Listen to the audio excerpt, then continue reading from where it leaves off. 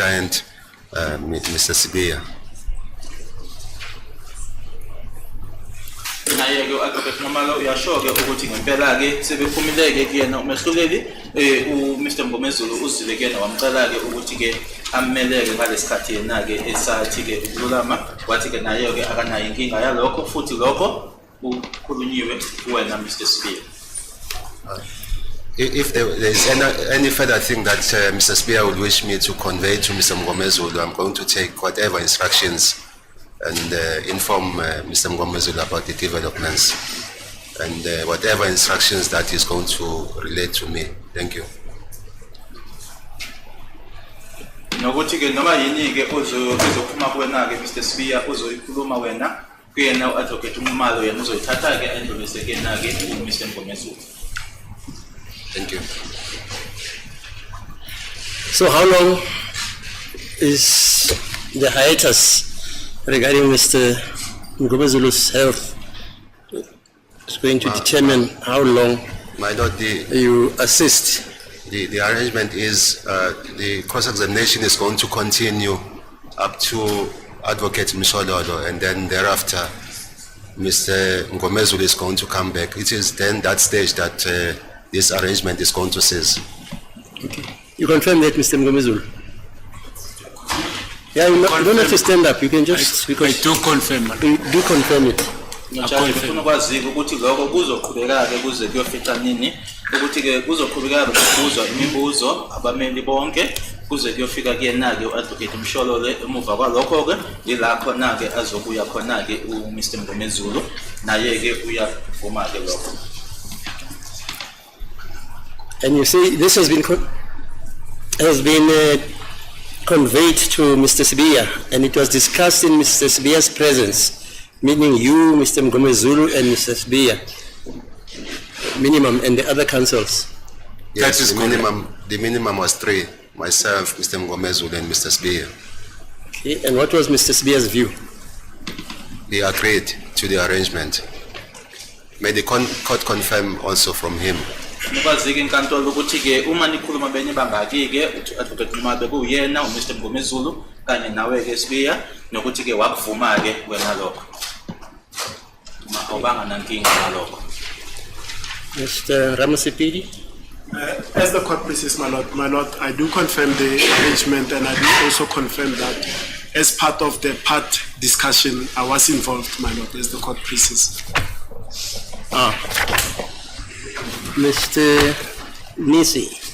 As it is the court, my lord, although I was not involved in the discussion, but I'm quite happy with the arrangement. Okay. Thank you. Mr. Munyeki, sorry. Yes, my lord. Yeah, my lord, I was not part of the discussion, but I do confirm that some of the issues were raised with the defense of accused number 5. Mr. Sibiya, stand up. Do you confirm the agreement on the arrangement? Lokho okushiwo ke uyena baba Mngomezulu kanye naye advocate Ngumalo uyavuma. Yes, I do confirm my lord. Okay. Yeah. I'm just going to go to what the law says. Yes, Maro, can I just maybe add something? Oh yes, Mr. Sorry, Baloi. Regarding the ambit of the discussions that we had in chambers. Yeah. It was emphasized that Mr. Mngomezulu will follow the proceedings as they occur, and will also get a running record of the proceedings, so that he's fully acquainted with what is happening in court.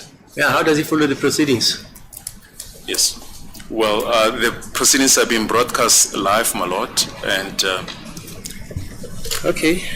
He will, and I don't want to speak on his behalf, but I think the extent of the discussions was that, he will follow the proceedings in whichever way to acquaint himself of what is going on.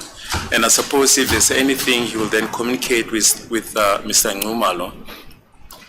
And the other thing, my lord, that I'm wondering about, should he then recover before the end of the cross-examination of Mr. Ngumalo, I suppose then he should come back to court. So he's excused from court pending his recuperation, or the finalization of the cross-examination by Ms. Mshololo, whichever comes first. That should be the condition. Thanks. Is that your understanding, Mr. Mngomezulu? Whichever comes first, my lord. Okay. Yeah, but that you are going to follow the proceedings on YouTube, you said the other day. I've been following it, man. Well, they've got problems with YouTube No problem. because there are too many experts there. Huh? Yes, sir. My lord, on that aspect, the proceedings from the 7th of October to the 22nd of October 2014 were emailed to Mr. Mngomezulu, and he confirmed yesterday that he received my emails. Yes. So whatever that comes from now on, I will be forwarding whatever that comes to Mr. Mngomezulu in order for him to apprise himself with the proceedings. Thank you. Ongezile kumshushisi kuloko sekukhulunyiwe ukuthi ke okunye bekukhulunyiwe noma ke bebevumelene ngabo ukuthi ke yena ke uMr Mngomezulu uzoqhubeka ke alandeleke icala leli noma ke alubeke kuyinkundla ke lezi noma ke kumabona kude yena ke ushilo kusho kwa judge ukuthi ke ebelandela ke ku YouTube kodwa ke uyasho ke yena ke no YouTube inkinga ngoba ke kunongobana ningi lapho kodwa ke uzolandela ke noma ke futhi ke nalokho kwenzekayo noma ama record uzowa-emailelwa akhona ke bese wathunyelwe uma kuwukuthi okunye futhi akusho umshushisi ukuthi uma kuwukuthi ke uMr Mngomezulu usebangcono ke kakhulu ke noma ukwisimo sokuthi angabuyela enkantolo usengabuyela ke ngaphambi kokuthi mhlawumbe kuyofika kuyena ke advocate Mshololo noma advocate Nomalo kodwa bathi ke noma ikuphi okufike kuqala kodwa uma kuwukuthi ubangcono ngaphambi kokuthi ifike leso sikhathi usengabuyela ke. Yeah. Okay. This is what the law stipulates. The cross-examination, let's start there. The cross-examination sequence, which appertains in a court of law, is governed, I think, by Section 127. And amongst others, it is discretional upon the presiding officer as to the sequential cross-examination which is going to be exercised by various counsel in a particular case like this one, has to abide by the prescripts as to how the accused before court are being cited after being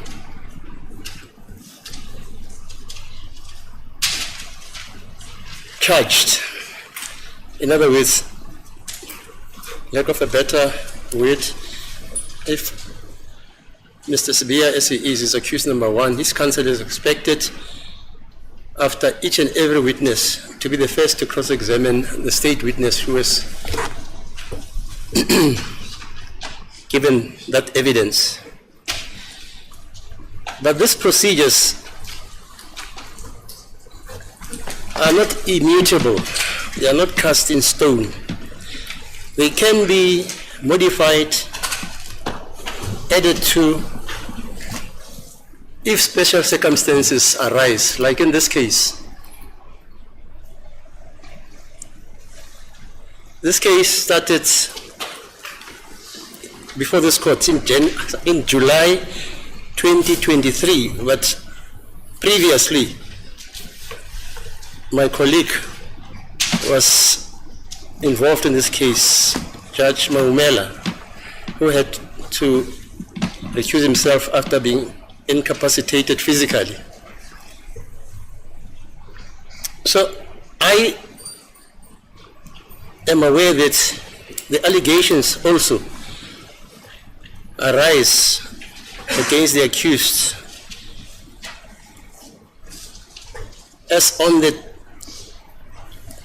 during October 2014, about 10 years ago. This court will not go into the history of this trial, but for various reasons, the actual concourse of this trial only began, I think, in 2019, is that so? 2019, before Mr. Maumela. Yeah, well, before Judge Momela, it was, the first appearance was Yeah. in February 2022. Okay, yeah, right. Yes. So that was the initial appearance of the accused before this court. So I am of the view that because of the history of this case and because of the incapacity, which I believe is temporary, of Mr. Mngomezulu, these aspects constitute special extraordinary circumstances which may allow this court to accede to the request by Mr. Mngomezulu and his client that Mr. Mngomezulu will keep himself apprised of the proceedings in this case, as he has always been doing, and he will keep in contact with Advocate Ngumalo, who has volunteered to assist accused number 1 and Mr. Mngomezulu.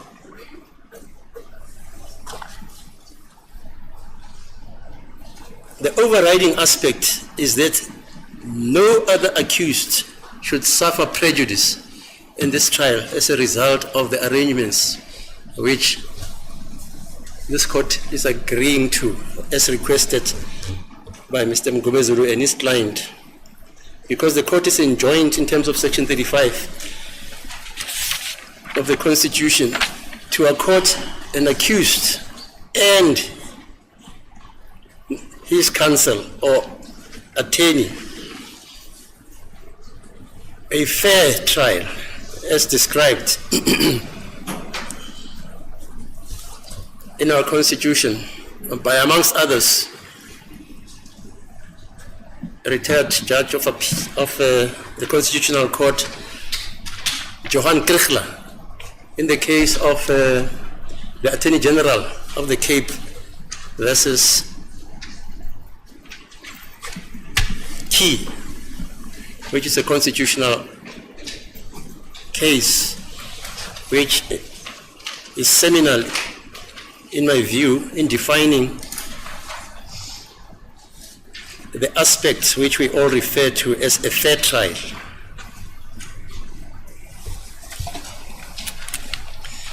And I'm also consoled by the fact that there is no apparent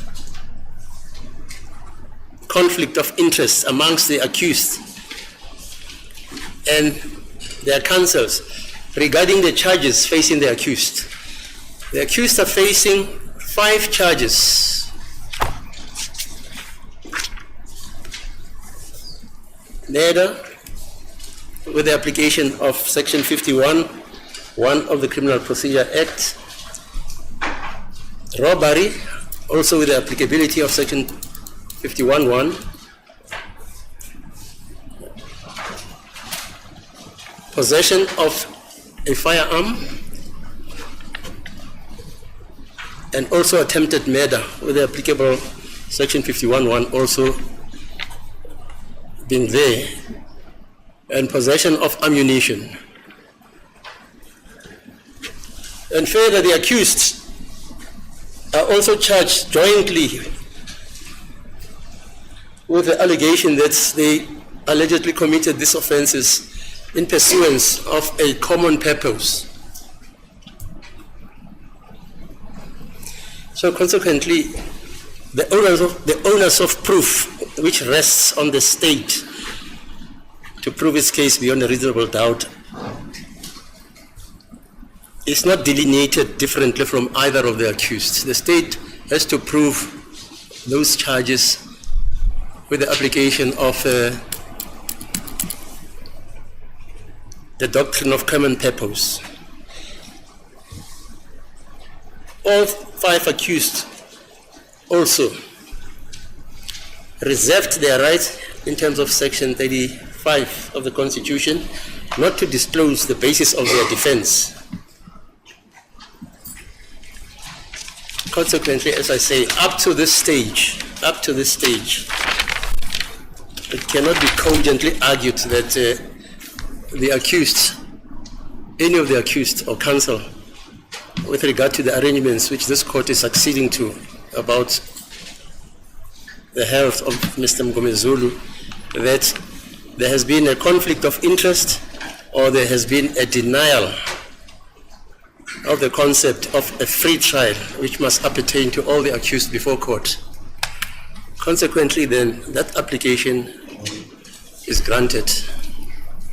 Ngokomthetho ke kufanele ukuthi uma umbuso usuqedile ukuthi ke uhole ofakazi kube ukuthi ke ngokulandelana kwabo abasolwa imibuzo ke ihlonywe ngaleyo ndlela ibona ke abameli ngaphandleni kokuthi uma kunezimo ke ezikhethekile noma ke izimo ke eziphoqayo ukuthi ke kungashintshwa ke kuloko noma ke kwenziwe ngokwahlukile inkantolo iyasho ke la ukuthi ke uma kulalelwa sona ke isicelo lesi sakhe uMr Mngomezulu ngokungaphatheki kahle kwakhe inkantolo ayiboni ingakho na ke inkinga ukuthi ke isivumele leso sicelo leso nangokuthi futhi naye ke ushilo uvumileke umsolo wakhe ukuthi cha akanankinga nalokho naye ke uadvocate Nxumalo wakuvuma ke lokho ukuthi cha akanankinga ukuthi angasiza lapho inkantolo yabe isi ngenake nakumlando wecala ukuthi icala laqala kuphike ngaphambi komahluleli owangaphambili yena uJudge Mawumela kodwa ke egcineni kona konke ke lokho inkantolo ithi ngoba ke abasolwa bethweswe amacala akusona amacala ahlukahlukene la kungatholakala ekhambeni kwesikhathi ukuthi kuzoba khona ke ukushayisana noma ukungqubuzana okukhona ngenxa yalezo izathu ke ayisiboni izathu noma ke singekho izathu sokuthi ke inkantolo ingavumelani naleso sicelo leso iyasivuma inkantolo ukuthi kungaqhutshekwa ngalendlela ekuvunyelwene ngayo abameli kanye naye umsolo wokuqala futhi ke no Mr Mngomezulu uzolandela ke noma uzobuka ke lokho kwenzekayo la inkantolo esekhaya ke ngalendlela shilo ukuthi ke uzolandela ngayo. Yeah, also he gets a periodic record of the proceedings besides just himself being apprised of the progress of the trial. He must also be furnished, as he has been furnished, by the running record which is available to all counsels in this case. And therefore I find that it is in the interest of justice that this case should proceed. Futhi ke nanjengoba eshilo ukuthi uzolandela uzobukela ukubona kude noma ngaleyo ndlela ke azokwenza ngayo kodwa ke ngaphezulu kwalokho athole futhi ke nama record noma ke lokho kwenzekayo njengoba abanye bebathunyelwa ke nge-email naye ke awathunyele nangale ndlela bekwenziwa ngayo ngaphambili. Okay, yes. Please, my lord. Yes. I have excuse. Thanks.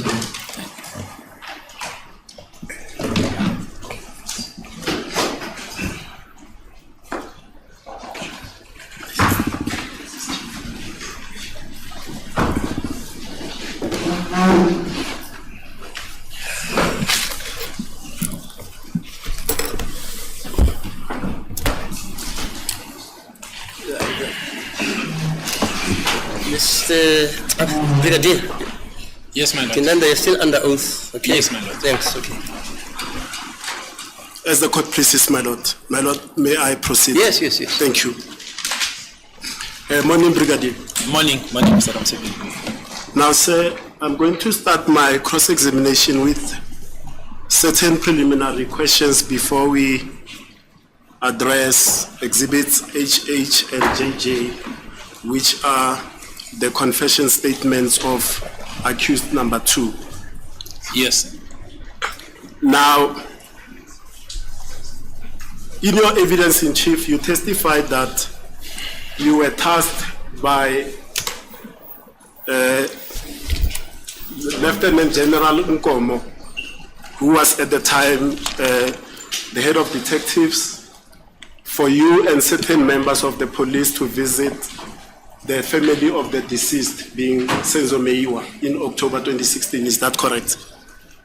I don't remember the month, but yes, around 2016, my lord. That is correct.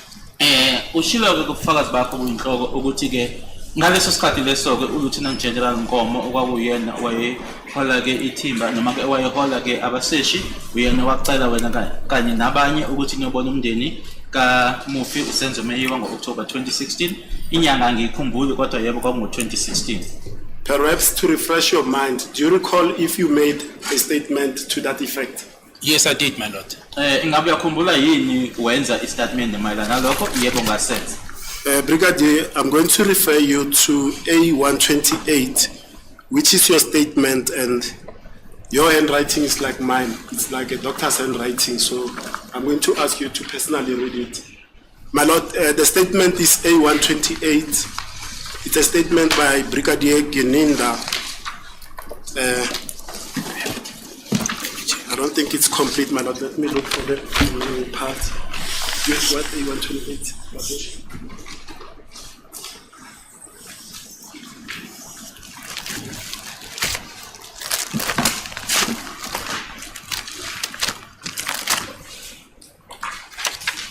My Lord, let me pack this question. I see the A128 that I have does not have the commissioning part and the other paragraphs. I'll ask the state to assist me in this regard. But you have indeed made a statement regarding this visit to the family of the deceased. That is correct, my lord, and I do have the original A128, and indeed it does indicate that it was around October 2016. So I have Okay, the original if you go to statement. the back of it and just tell the court when it was commissioned and by whom. It was commissioned in 2019, November the 29th by Sergeant Mohula, my lord. Naso-ke le statement ungibuza ngaso A128 uma sibekwa ke istamp noma commissioner ke kwakungo nge-29 November 2019 uyena uSergeant Mohula. And I'm going to request you, Colonel, with leave of the court, to place the contents of that statement in record. So it reads as follows, my lord. I, the undersigned Bongani Nicholas Geninda, state under oath in English as follows. I'm a police officer with personal number there's a personal number, my lord, holding a rank of a colonel and stationed at the National Head Office, NATCOM's office. Then I've placed the cell phone number.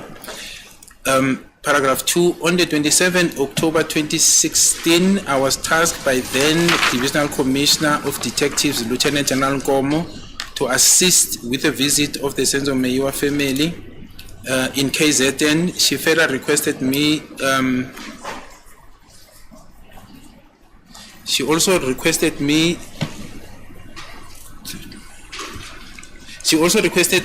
I think, with my team to assist in the investigation of the said matter of the death of Senzo Meyiwa under Phosphorus 636-10-2014.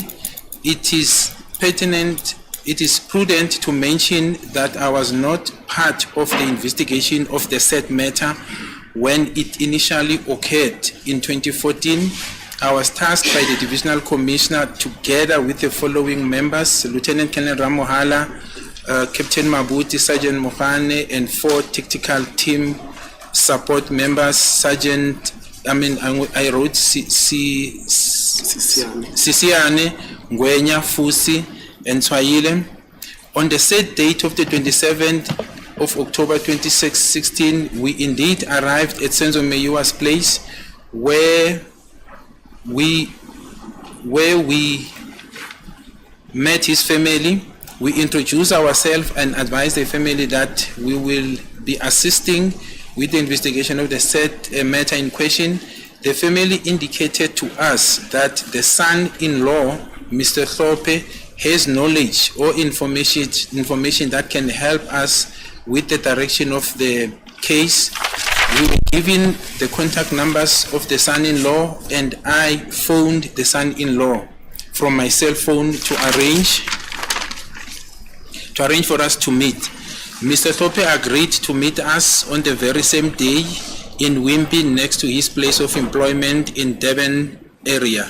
We met Mr. Thope where we identify ourselves. Mr. Thope was specifically interviewed by Captain Mabuti in my presence, and his statement written down by Captain Mabuti, where Mr. Thope then took an oath and signed it after the statement was written. It was given to me, and I inserted it on the investigation file where I marked it on top with my handwriting. The said statement was never removed by me at any stage until the case docket was given by my team to Colonel Shibiri for further investigation. When I was reappointed by the current Minister and the National Commissioner to revisit the said investigation. The said statement was still in the docket when the dockets were given to us by the previous investigation team.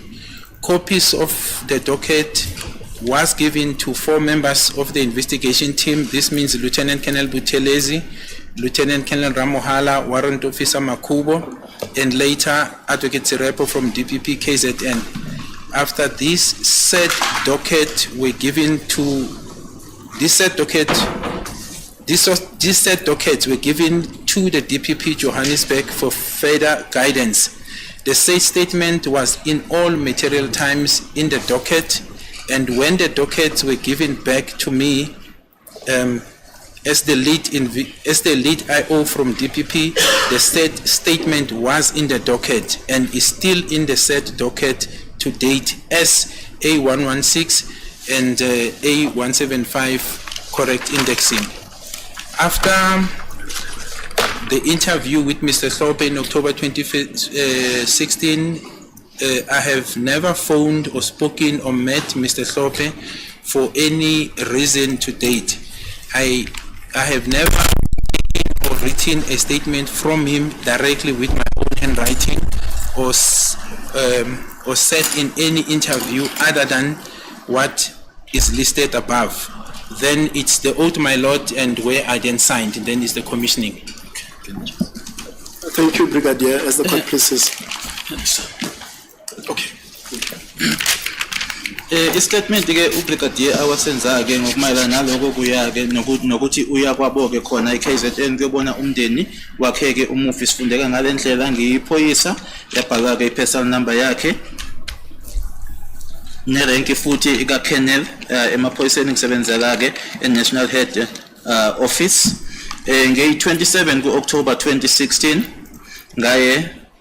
ngacela ke yiloyo owayephethe noma umcommissioner wama-detectives ngaleso sikhathi uLieutenant General Nkomo ukuthi ke ngilekelele ngokuthi ke kiwe ke kuona umndeni wakhe uSenzo Meyiwa eKZN.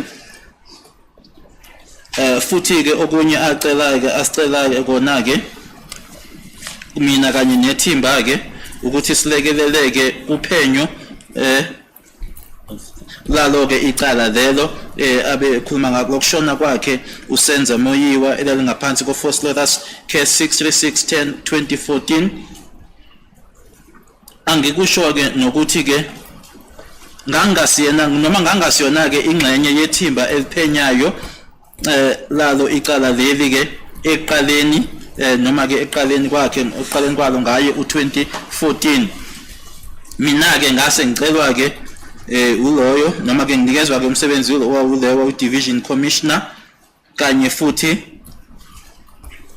nalamalunga ke alandelayo Lieutenant Colonel Ramuhola, uCaptain Mabuthi, uSergeant Mukhane kanye futhi ke naba u4 be-tactical support team Sisiyane uNgwenya uFusi kanye noTsayelo. Ngalelo langa 27 October 2016 impela ke safika ke kumndeni wakhe uSenzo Meyiwa la esahlangana khona ke nomndeni sase sithula ke lapho kuona ke umndeni siwazisa futhi noma siutshela umndeni ukuthi sizolekelela ke ngophenyo lwalo icala leli. Umndeni wase usazisa ke ukuthi kunomkhwenyana wabo ke uhlophe yena ke onolwazi futhi ke neinformation yokuthi ke ingasinikeza ke uhlangothi noma ukuthi siye ngakuphi ke mayelana necala leli. Sase sinikezwa zona ke inamba zakhe umkhwenyana lowo futhi ke ngamshayela ucingo ke mina ke ngisebenzisa owami umakhalekhukhwini ukuthi asihlangane. Mr. Hlophe wavuma ke ukuthi ahlangane nathi ngalelo langa lelo eWimpy eduze nala ayesebenzela khona eDurban. Sahlangana ke no Mr. Hlophe sayichaza ukuthi siwobani. Mr. Hlophe naye ke waba ne-interview kanye naye uCaptain Mabuthi ngikhona ke nami lapho futhi ke istatement sakhe sabhalwa phansi uyena uCaptain Mabuthi. La khona ke uMr Hlophe wase efunga ke wasayinda futhi Emuva-ke kokuthi kuthathwe istatement sakhe sibhalwe phansi sase sinikezelwa kumina-ke ukuthi-ke ngesifake noma-ke sibe kuyona-ke ifile la esamaka khona-ke noma ingasimaka khona-ke phezulu. I-statement leso-ke asikaze sikhishwe noma sikhishwe-ke kuyona-ke ifile leyo noma-ke kwidokodo kwaze kwayisikhathi la khona-ke sanikezelwa khona-ke kwithimba eliphenyayo ngaphansi kwakhe-ke uKenneth Shiburi ukuthi kuqhutshekwe nophenyo. Uma sengibuyisela noma sengicelwa-ke futhi ukuthi-ke ayibe yimina-ke manje ophenya icala lelo i-statement leso-ke noma ngiqhubeke ngophenyo lwalo cala leso statement leso saseyingxenye-ke yedokodo lelo engangiliphenya noma-ke engalinikezelwa-ke uma nginikeza ithimba leli eliphenyayo ebeliphenya ngaphambili. Amakhophi edokodo anikezelwa-ke kumalunga amane ethimba eliphenyayo uKenneth Buthelezi, Lieutenant Colonel Ramohala, Warrant Officer Makubo kanye naye-ke umshushisi noma-ke u-advocate Sirepo wase-DPP e-KZN. Emuva kwalokho-ke idokodo leli laye landluliselwa-ke kwi-DPP noma-ke kwihhovisi labeshushisi eGoli ukuthi-ke basho-ke ukuthi-ke kuzothini-ke ukuya phambili. Leso statement leso ngaso sonke isikhathi-ke sasiyingxenye yedokodo lelo noma futhi-ke idokodo libuyiselwa-ke kumina-ke nanjengomuntu oyena owumphenyi libuya-ke kuyona-ke i-DPP. I-statement leso sasisekhona singaphakathi lapho. Emuva kokuthi kwakhulunyiswana-ke noma-ke uMr Hlophe kwakhulunywa naye-ke ngo-October ka-2016 angikaze-ke ngimshayele ucingo ngikhulume naye noma ngihlangane naye uMr Hlophe noma sihlanganela-ke isiphi noma isiphi isizathu angikaze futhi ngithathe-ke i-statement kuyena uMr Hlophe noma sibhalwa yimi noma kungasiyimina noma ngibe ne-interview naye emuva kwalelo langa lelo. Thank you, Mr. Jonas. Now, Brigadier, you state that at the time you were not part of the investigation of Fosloras 636-10 of 2014. Who was the investigating officer at the time? Brigadier Modise, the late Brigadier Modise, my lord. He was from Gauteng. Ushilo ukuthi ngaleso sikhathi leso-ke wangasiyona-ke ingxenye yethimba eliphenyayo-ke kule cala leli case 636-10 2014 kwakuwubani uthi-ke osengasekho-ke yena uBrigadier Modise kwakuwala eGauteng. And the gist of your A128 is that Mr. Hlophe then made a statement which was obtained by Captain Mabuti. Is that correct? That is correct, my lord. Ngiyasho-ke la ukuthi-ke uMr Hlophe lona kune-statement awasenza esabhalwa phansi uyena uCaptain Mabuti. But furthermore, my lord, that the said statement made or taken from Mr. Hlophe is in the docket because 128 was in relation to the allegation or the assertion that the statement that was given by Mr. Hlophe in my presence, although it was said it was taken by me, is missing. So the gist of 128 was to correct the allegation, to say the statement was taken in my presence by Captain Mabuti and the statement is not missing, it's still available. Yebo-ke futhi-ke lana-ke bekunensolo yokuthi-ke i-statement lesi esathathwa uyena uCaptain Mabuti ngikhona-ke mina-ke kwakuwukuthi okokuqala sasithathwe yimina engasilona-ke iqiniso sasithathwa uyena uCaptain Mabuti futhi nokuthi-ke sasingasekho-ke manje kwidokodo noma singaseyiyona-ke ingxenye yedokodo kodwa mina engishoyo ukuthi ngaso sonke isikhathi leso statement leso sikhona-ke u-128 kuyona idokodo. And where were those allegations that the statement has now gone missing from the docket? Where did those allegations emanate from? Well, my lord, it came up when so you'll see the date, my lord, it's 2019 when it was commissioned. So one will see that in 2016, I didn't make a statement myself because there was no need, there was no allegation. I was basically present when the statement is taken from Mr. Hlophe. Fast tracking to 2018, I then get appointed as the lead investigating officer. We then, while we were running with this investigation, then these allegations, they were in the media platform a lot. In our discussion with the NPA, because I did say that there was a prosecutorial arrangement between us and the NPA. This assertion then needed to be addressed, and that is how this statement was made. Not that someone confronted me, it was something that the DPP felt that, look, there is this issue, let's just address it, and that's how I made a statement, my lord. Ufuna ukwazi-ke manje ubaba Msipili ukuthi-ke le insolo lezi ayibuya kubika ukuthi le statement esasingasiyona-ke ingxenye noma sasilahlekile kwidokodo uyashoka ukuthi-ke ngo-2016 ngoba-ke senziwa-ke istatement lesi uyena uCaptain Mabuti esithatha kuyena-ke uhlophe iy'nsolo lezi zazingekho sasingekho-ke isidingo sokuthi ngenze istatement sesiqhubeka-ke manje sikhulumisana-ke siqhubeka nophenyo-ke nayo i-NPA kwaba khona le insolo-ke eyibakhona-ke kwiyinkundla zokuxhumana ila i-NPA-ke manje seyisho khona-ke ukuthi-ke asilungise lokhu ngoba-ke kunalezi insolo lezi ingakho-ke manje le statement lesi sakhomishina ngo-2019. Furthermore, my lord, sorry, Mr. Ramsipele, furthermore, when, and I testify about this, my lord, when docket 375 was eventually then disclosed, when I said, I think I covered that in evidence in chief, with regard to docket 375 of 1/2019, and we had to make the copies for the defense. I saw also a statement there by one of the investigators making the same assertion, insinuating that the statement taken by Mr. Thorpe is missing. There's something to that effect, and so that and that basically corrects that cannot be true. Okunye futhi-ke uma sikhuluma ngaleli-ke idokodo eliwu-375 ila engabona kune-statement-ke somunye-ke walabo babe yithimba-ke noma-ke ababephenya sisho-ke ukuthi i-statement lesi sikahlophe-ke asikho kuleli dokodo lesi. So manje-ke lesi sami-ke i-statement bekuwukulungisa lokho. Now, Colonel, sorry, Brigadier, if you know, prior to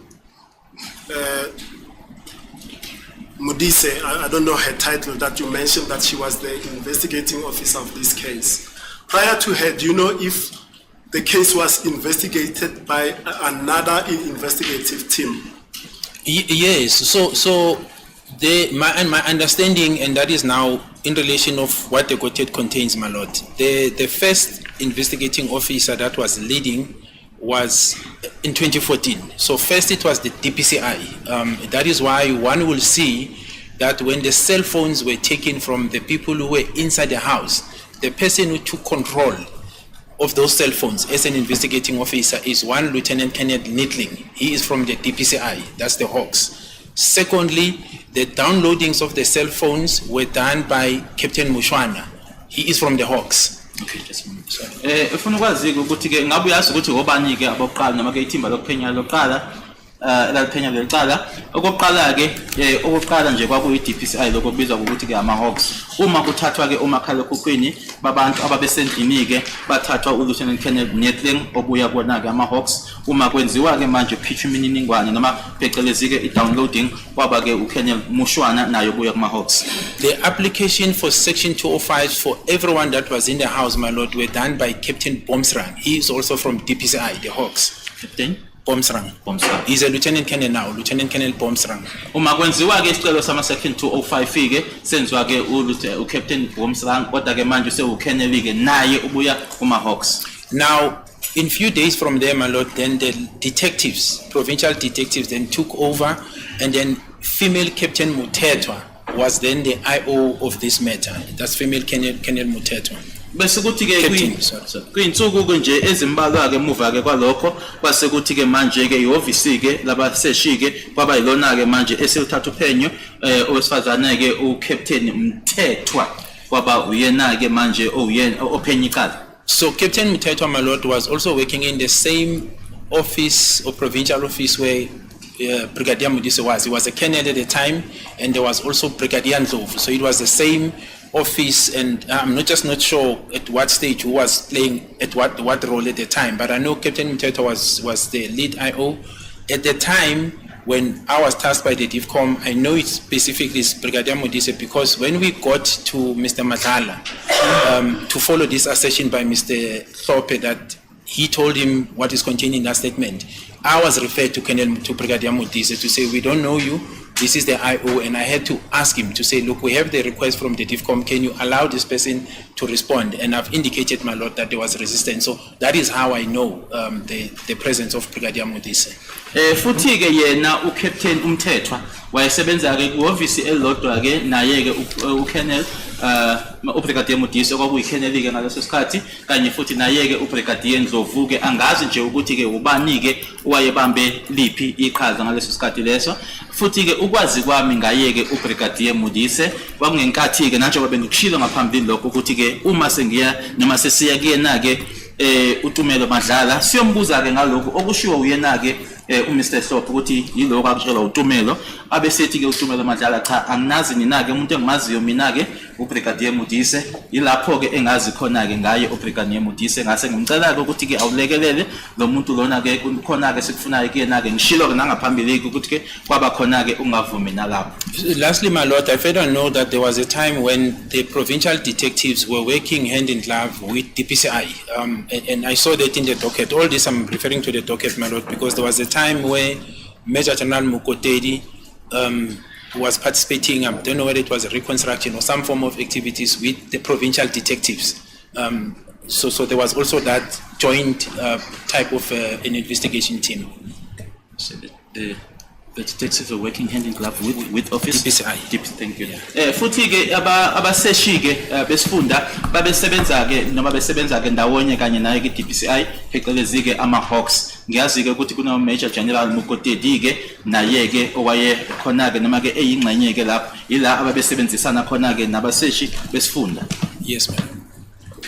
Now, your further testimony is that your team, where now you assist with the matter, this occurred on the 12th of November 2018, is that correct? That's correct, my lord. That's when I signed for the docket after being appointed by the previous National Commissioner General Stole.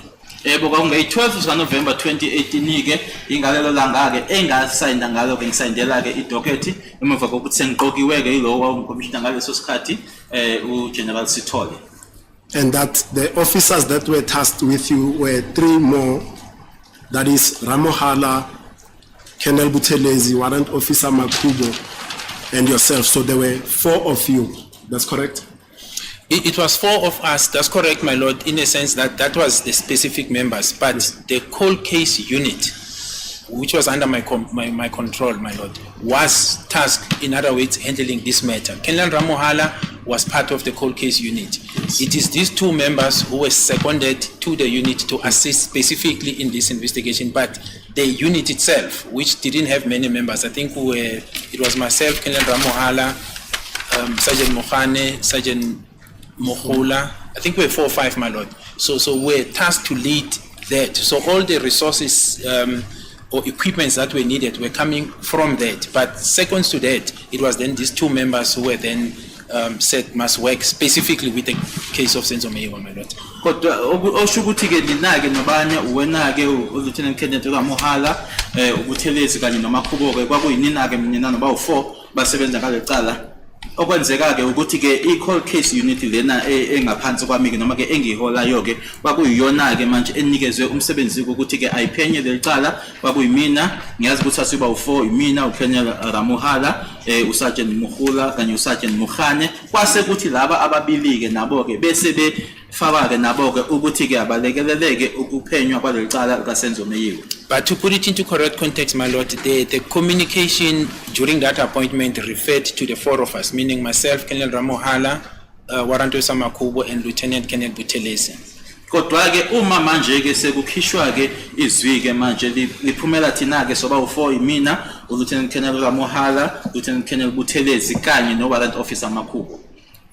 And as you now state, as you had previously stated, Warrant Officer Makubo is seconded from DPCI and Colonel Buthelezi is seconded from the psychology unit of the SAPS based in Pretoria. Is that correct? That is correct, my lord. Nanjengoba usho ke kwaseke manje kuvela ke nalamagama amabili ke uWarrant Officer Makubo yena ke obuya ke ku-DPCI ama-Hawks kanye futhi ke naye uLieutenant Colonel Buthelezi obuya ke kule unit ke ye-psychology ela ePretoria yebo kuyiqiniso. And thereafter, as one of the leading investigators, you then make a conscious decision that all 4 leading members, I'm not speaking about Mohani Mohola and the others, yourself, Buthelezi, Warrant Officer Makubo, and Captain Ramohala, must be availed with copies of 63610 for bouncing off idea purposes regarding the direction of the case, correct? That's partly correct, my lord. It's correct in the sense of the last part which talks to bouncing off the ideas insofar as what the docket tells us making the copies, that is correct. But the first assertion that the 4 of us were leading investigating officers, it's incorrect. The mandate was very clear and the ranking structure was also very clear. I was the most senior person at that time. I was a full colonel. There was no full colonel in that structure. I was the most senior person and I was appointed as such as the lead investigating officers. These other 3 members were part of the investigation team in terms of the listing, but not as lead investigating officers, my lord. Manje ke bese kuthi ke nanje kuba ushila ukuthi nanje uma ninake nihola ke noma u4 ke nikuyinaka abaholayo ke uphenyo lolu ke ukuthi ke manje ke nasenikezana amakhophi ke amadokodo ukuthi ke manje ke anikhombisane ke noma nixoxisane ke nibonisane ukuthi ke uphenyo lolu aliyo ngakuluphi ke uhlangothi. Yebo lokho okwesibili ke kona ukuthi ke sasizo tshelana noma sixoxisane ke ukuthi ke icala noma uphenyo luya ngakuluphi uhlangothi kuyiqiniso. Kodwa ke mala nalokho kokuqala okushilo kwakusilona ke iqiniso kona ukuthi yebo kusasiba u4 ekuyithina ke ithimbe eliphenyayo. Kodwa ke kwakuyimina ke wayephezulu ke ngesikhundla ngange uKennel ophelele ke ngaleso sikhathi leso futhi ke kwakuyimina oholayo ke noma ke ohamba phambili ke ngophenya kwecala. Okay, I accept that correction that you were the main lead investigator. And your testimony further is that during the course of discussions amongst the investigative team, it became quite clear that there were differences of opinion between, on the one hand, yourself, Ramohala, agreeing, and on the other hand, Warrant Officer Makubo and Colonel Buthelezi disagreeing. Is that correct? Yes, it became very clear, my lord. Mase uqhubeka ke manje uphenyo ke kwaye kwacaca ba ke ukuthi ke manje kukhona ke ungaboni ngasonye kulona ke ithimba leli eliphenyayo ke wena ke ulamuhala Ramohala bese futhi Makhubo ke kanye nayo ke uThelezi. Yebo lokho kwacaca ukuthi yebo kwakhona ke ungaboni ngasonye.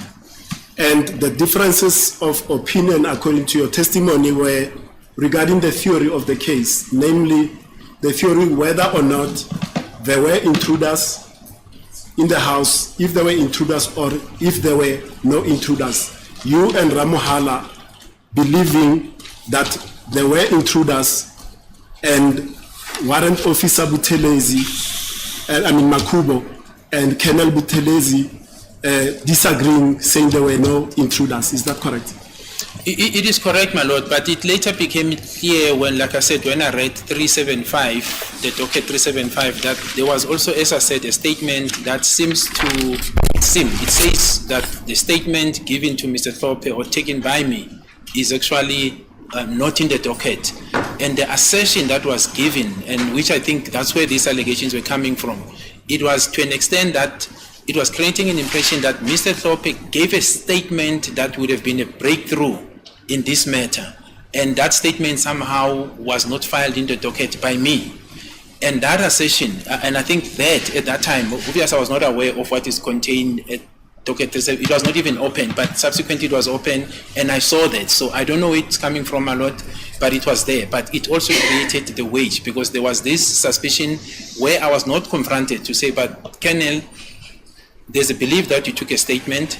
Where's the statement? So there was that. I'm saying in addition to it, my lord, it was in the background, but later then I came to know that this is there. But yes, there were difference of opinion, and those opinions, those difference of opinion were in existence right up to the 29 when we had that meeting at the DPP's office, the 29th of January 2019.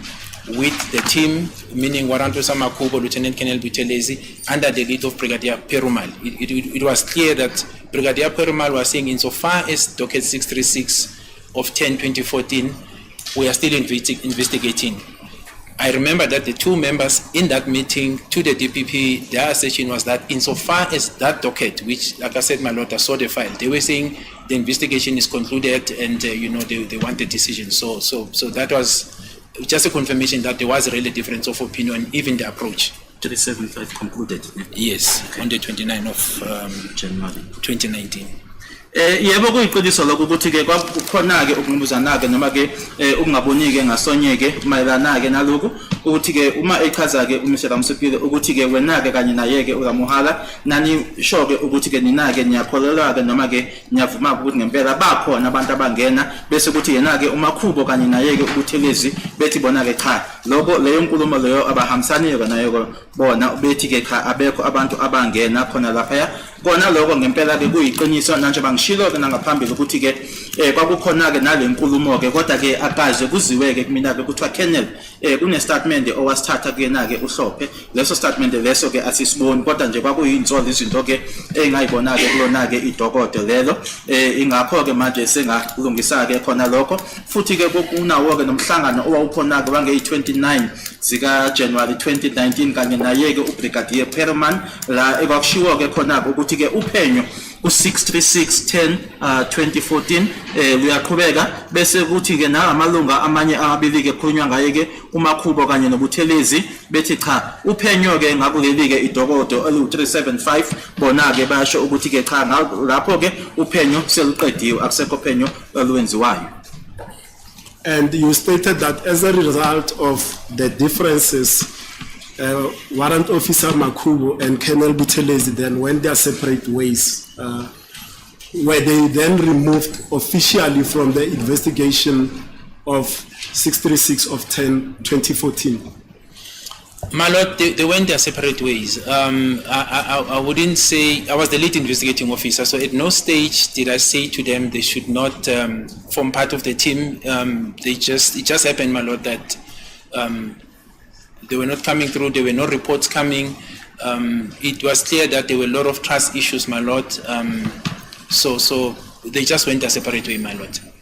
Ukusho ukuthi ke manje ke uyena ke uwarrant officer Makhubo kanye naye ke uLieutenant Colonel Buthelezi ke manje base ke bephumela ke ngezabo ke indlela ke ukuthi ke manje ngabe ukhona yini umlomo owasho noma ke owakhishwa ukuthi ke cha abangasibiyona ke ingxenye manje yalo uphenyo lolu cha mina ke nanjengo uyena ke wayehola ithimba leli eliphenyayo ke angaze ngisho ke kubona ukuthi cha ke manje abasuke ke bangabiyona ke ingxenye ukuthi nje bona ibona ke nje abathatha isinqumo sokuthi ke kwangani ama report ayingasezi ukubona ukuthi futhi ke nokuthembana ke akusekho. So, sorry, my lord, just to add on that, this is the reason why I said in my evidence in chief, the appointment of Brigadier Perumal was then brought in. The purpose was to be the coordinator between the SAPS and the NPA, but most importantly, it was for him to come with fresh pairs of eyes to look into this docket 636 as well as the 375 because it was in existence at the time, and then brief the National Commissioner in terms of these differences that were apparent. I gave Brigadier Perumal this docket. That is actually the only time also where the docket was out of my hand, when he made copies of this. I do know, my lord, as I've said in evidence in chief, that he didn't manage to get hold of the docket 375. There was resistance and he never got it.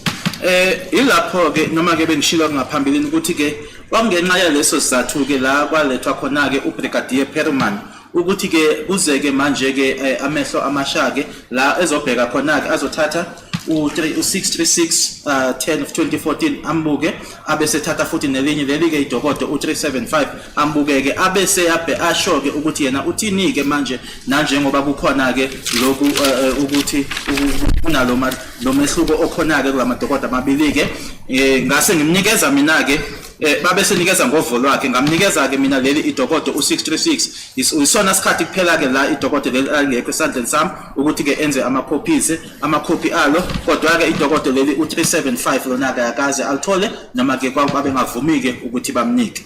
So, sorry, my lord, just to qualify, when I say it's the only time the docket was out of my hand, I'm referring other than the times when it went to the DPP, both in Johannesburg and here in Pretoria. Futhi ke uma ngathi ngithi ke isona sikhathi ke la idokodo sasilingekho kumina ke ngikhuluma ke ngaphandle kwesikhathi la khona ke idokodo ngangilithatha ngilise kuma office abeshushisi la ePitori kanye nase Johannesburg. now that and emanating from your answer as to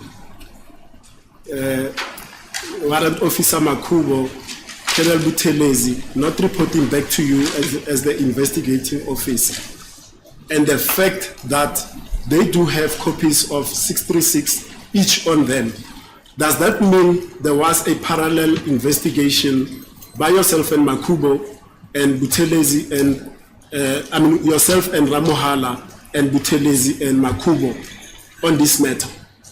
I wouldn't say there was a parallel investigation. My Lord, as I said, the lines of engagement, and that is the protocol, because I was not told officially there's a parallel investigation.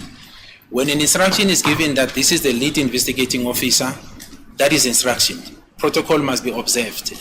That is now the discipline that we are taught in the police. Secondly, the chain of command in terms of seniority was very clear as to who is the leading investigating officer, other than the appointment itself.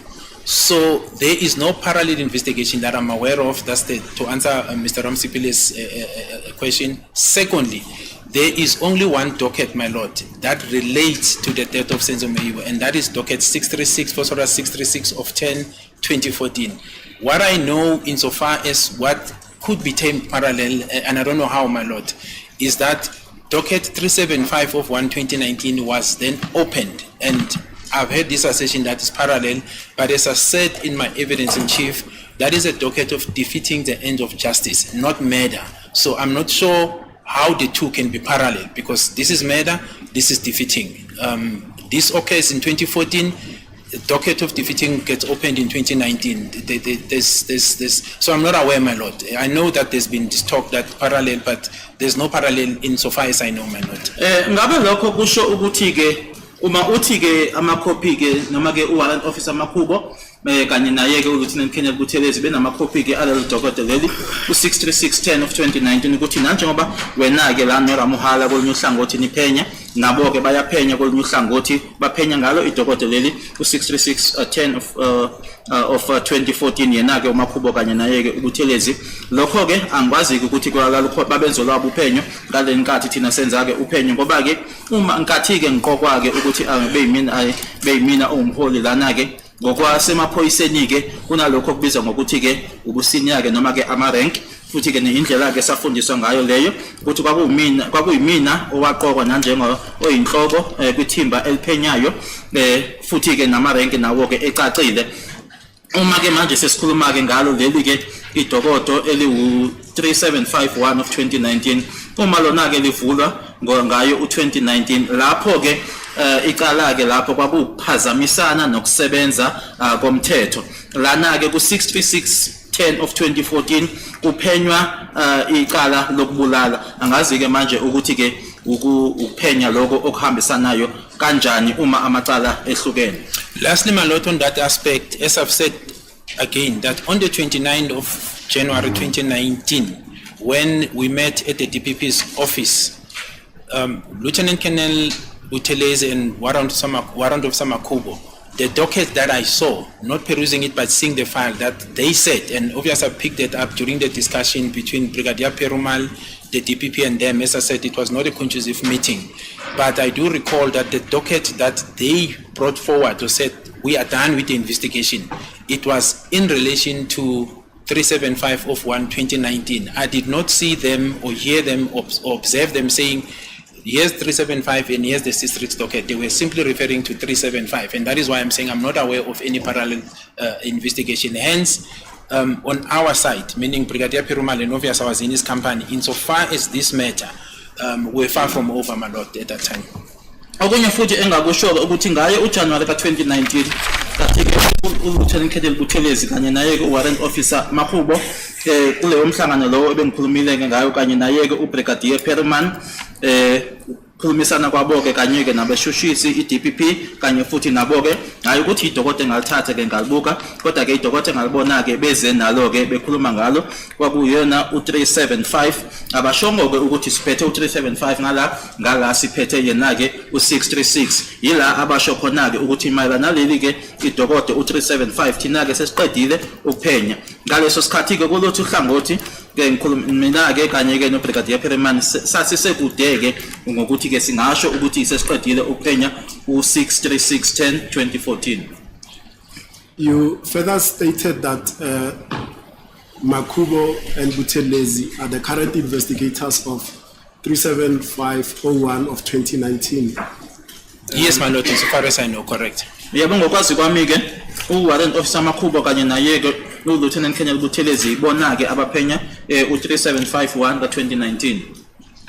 And further that the A1, the complainant in 37501 2019, according to the information you have, is warrant officer Makubo.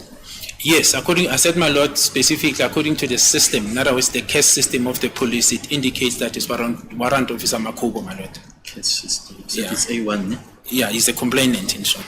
Futhi ke kulelo idokotela u3751 2019 umuntu okuyena ke wafaka icala noma ke owamangala ke noma kuloko kubizwa ngokuthi ke i-case system emaphoyiseni noma ke u-A1 uyena u-warrant officer Makubo.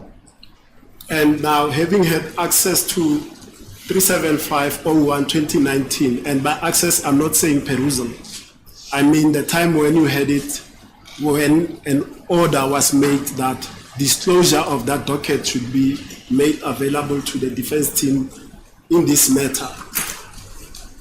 If you can answer it, you can. If you can't, you can't. Do you know who the suspects are in 37501 of 2019? My lord, my recollection, and I say this under correction, my recollection, because I want to assist as far as I can, I do know that it will be the people who were inside the house, according to what they allege, and I think Mrs. I don't know whether it's a Miss or Mrs. Piri. That's basically what I recall, my lord. Uma uwazike ungasho uma ungazi ushoke kodwa ingabe uyazi yini ukuthi obani abasola kulena ke lolo idokodoke u3751 2019 ngizama ke ukuthi ngilekelele la engwazi khona ke ukuthi ke kwabo abantu abasendlini ke futhi ke kuyashiwo ke uMiss noma ke uMrs Piri.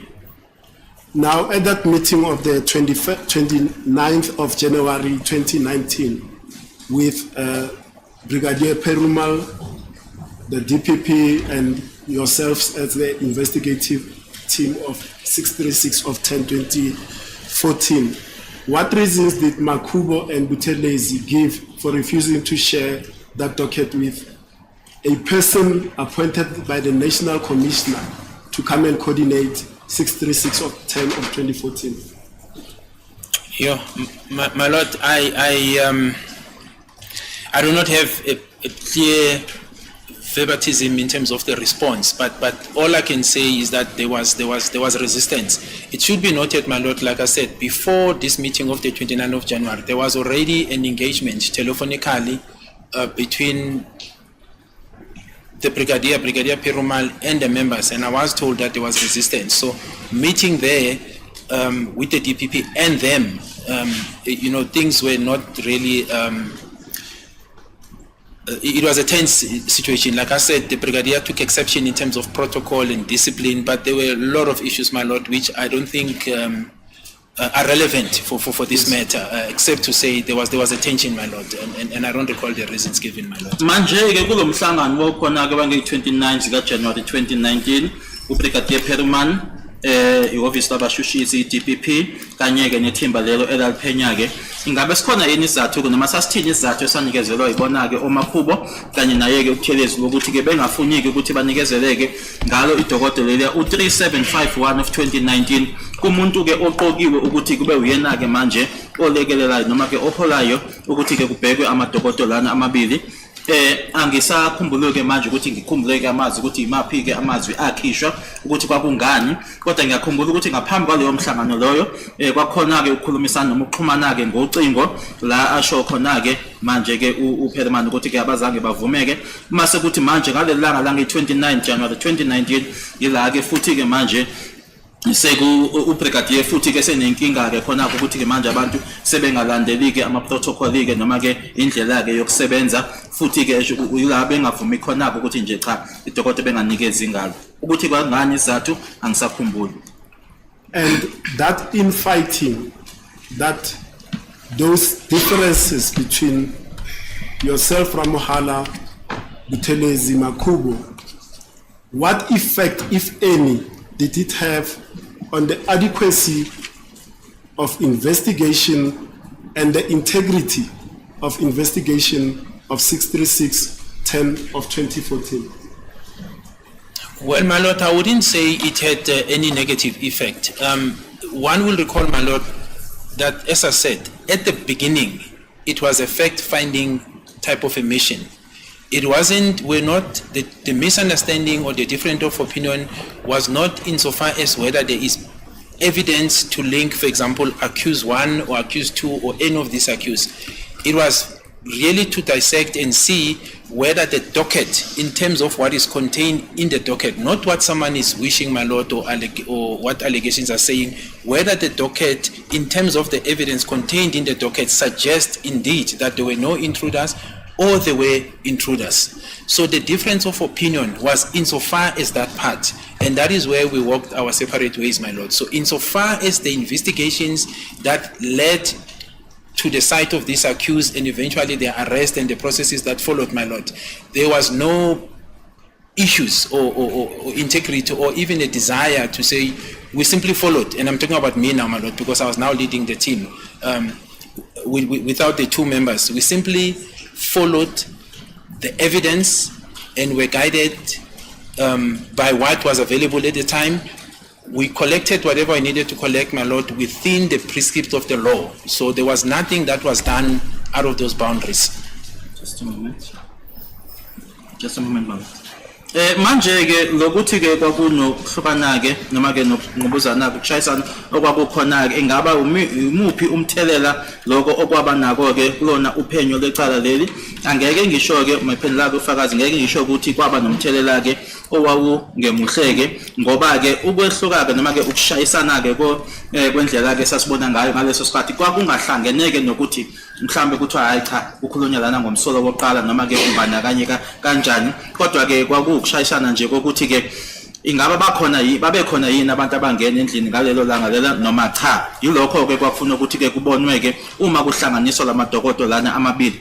Kodwa ke uma manje soqhubeka ke uphenyo ke noma mina ke engakwenza ke ngoba ke kwakuseyimina ke manje ohola ithimba ke ukuthi ke ngangilandela ubufakazi obabukhona noma ke ubufakazi enganginabo ngaleso sikhathi nokuthi ke ngiholwa ke yiloko okwakukhona kulona idokodo ngaleso sikhathi leso.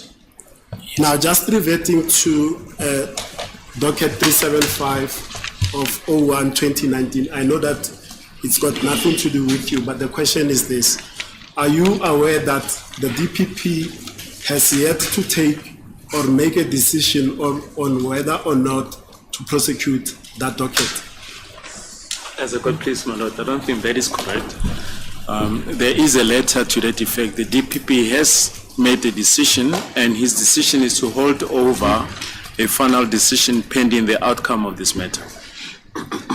Yes. As a court pleases, my lord, I do take the response by my learned colleague. If I may, for contextual purposes, my lord, refer the witness to Exhibit Q, which is a directive or correspondence from the DPP dated the 26th of October 2022, and this correspondence was addressed to the erstwhile advocate of all the accused persons before court, Advocate M.D. Tefo, and this is an exhibit of this court, my lord, and I'm not sure whether the contents thereof have been placed on record, but in line with Mafaledi's case, my lord, I'll do so here. And it reads, the addressee, like I say, it's Advocate Tefo, and CC is Mr. Toban, who was the instructing attorney in this matter.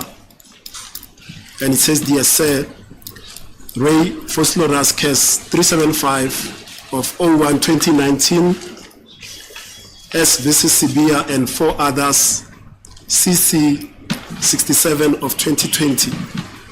Paragraph 1 thereof, it reads, the National Director of Public Prosecutions has issued an amended directive on the 22nd of August 2022 in terms of Section 22, subsection 3 of the National Prosecuting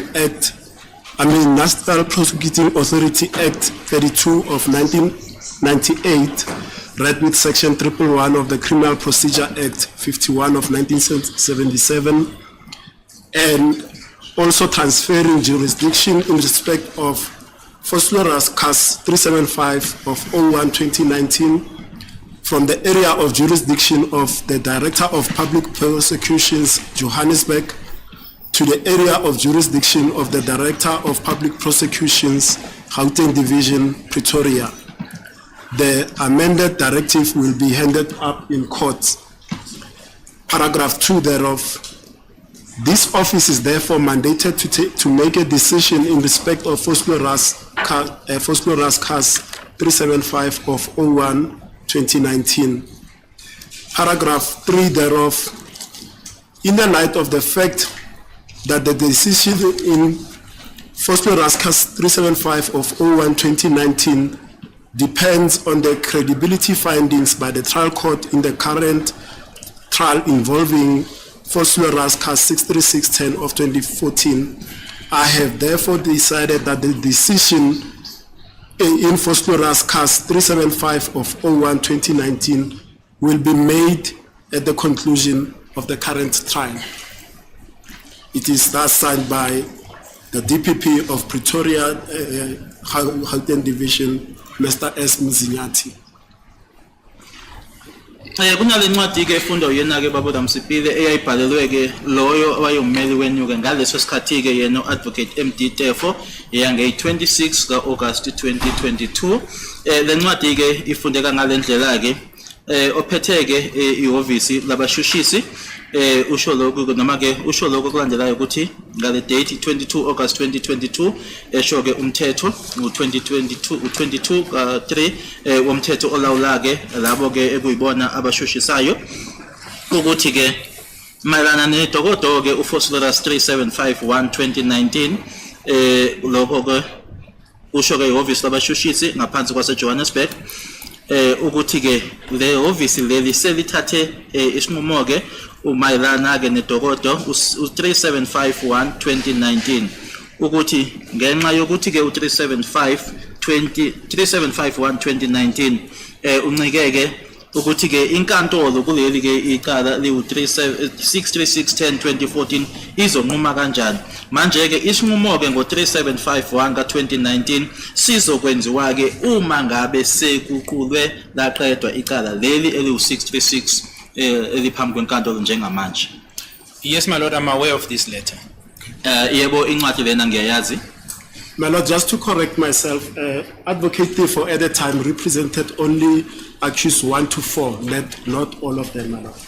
Ukulungisa ke lokho engikushilo ngaphambili ukuthi ngaleso sikhathi leso ke uAdvocate Tefo wayemeleke umsolo woqala kuyofica ke kowesine hayi ukuthi wayebamele bonke. As a court, please, my lord, just a correction.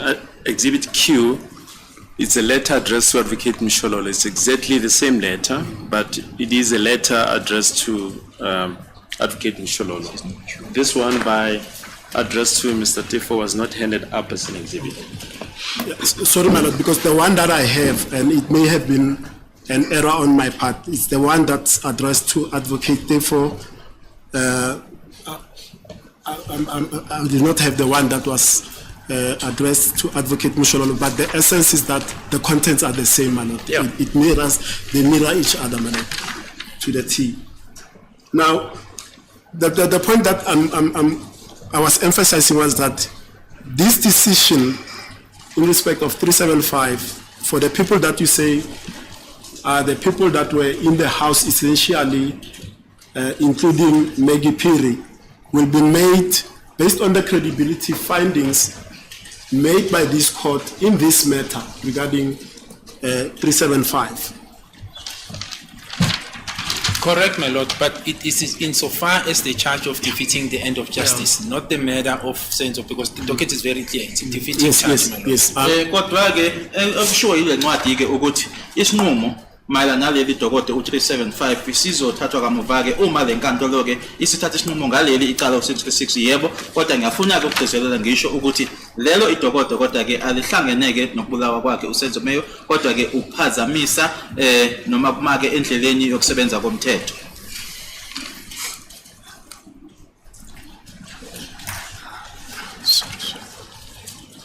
If I may get an opportunity to get my bearings on my notes.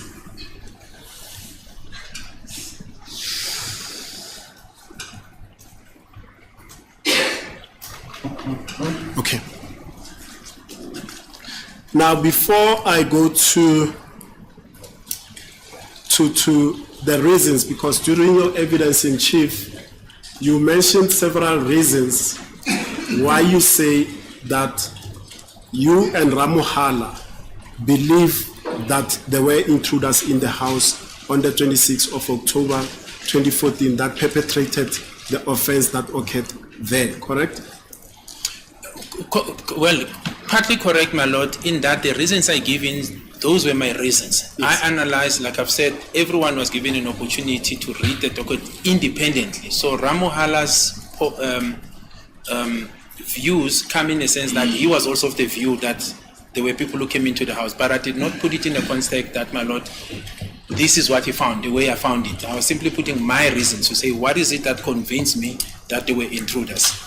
Uma bengisho ke ngikhuluma ke ngokuthi ke mina ke noRamuhala thina ke sasikholelwa kwabo ukuthi ngempela babe khona abantu abangena ke ukuthi ke umuntu ngamunye ke wanikezwa ke idokodo ukuthi ke ayifundele yena ke mina ke ngasho ukuthi ngokufunda kwami ke ngenxa yale izathu ke ngiyingla engathola khona ngempela bakhona abantu abangena ke naye ke uRamuhala ngokufunda kwakhe ke wase esho lokho naye. Now, you testified that before coming to this belief that there were intruders, your initial belief as well was that there were no intruders. Am I quoting you correctly? Yes, you're quoting me correct, but I also qualified it, my lord. I think when I was asked by Advocate Baloyi as to where was it coming from, and I said, basically from what I was briefed, it was not based on facts, it was not factual. When I read the docket, that's when I was able to make a decision based on the facts that were contained on the docket, my lord. Ubushilo ke nawe ngaphambilini ukuthi nawe ke ubukholelwa ke ekuthini ke cha babengekho abantu abangena ke lapha. Yebo ke ungizwe kahle ke ngishilo ke lokho kodwa ke ngachaza ke ukuthi kwakungani ke kwakungemayelana nalokho engakutshelwa ke kodwa manje uma sengikhala phansi sengifunda ke manje sengithola ke amaqiniso ke phecelezi ke ama facts ila manje khona ke engashintsha khona ke manje ke umqondo ke ngase ngibona ke ngendlela eyahlukile. And to that extent, I'm not talking about this belief from your part initially that there were no intruders. You made a statement to that effect, is that correct? I don't think I made a statement, my lord. Right. I think if Mr. Ramsipla said I made one, he can tell me. I don't recall. It was just a thought, like I said, when then, I don't have a recollection of that statement, my lord. Ngikhumbule ukuthi ke noma ngicabanga futhi ukuthi sikona ke statement engasenza ke nalokho ke ukuthi ngicabanga ukuthi ke cha babengekho kwakuwumcabango nje kuphela ukuthi cha abekho abantu abangena kodwa uma ukuthi ke othi sikona ke ngicela ngikhumbuze. To be fair to you, the statement is not explicit to state that there were no intruders, but you deposed to a statement on the 19th of November 2020 at the NATCOM National Commissioner's Pretoria office. The statement was commissioned by Dowelani Dion Molaudzi, who's a detective sergeant, and yes, it was it was commissioned on the 23rd of November 2020 at 15:30 in the afternoon. My lord, if it was made in November 2020, I doubt very much if I would have said or created an insinuation that there were no intruders, because if one looks at that date, the matter was already enrolled. In other words, the matter was enrolled on the 26th of October 2020.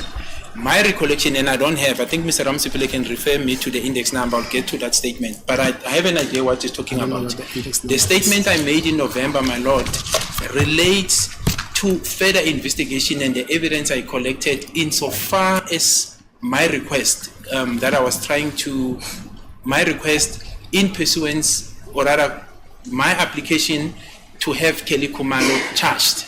I think that is a statement, it pertains to that, because I talked to the evidence that I've collected, what is it that I think implicates her in addition to the confessions, and I think I'll talk to the issues of the numbers that were not disclosed. So that statement that I made in November, it is insofar as the application to the DPP to say Ms. Kelly Kumalo should be charged, as he acted as a trigger point. That's my recollection. I don't think I would have said there were no intruders, my lord. Uma ke manje ukhuluma nge-statement eke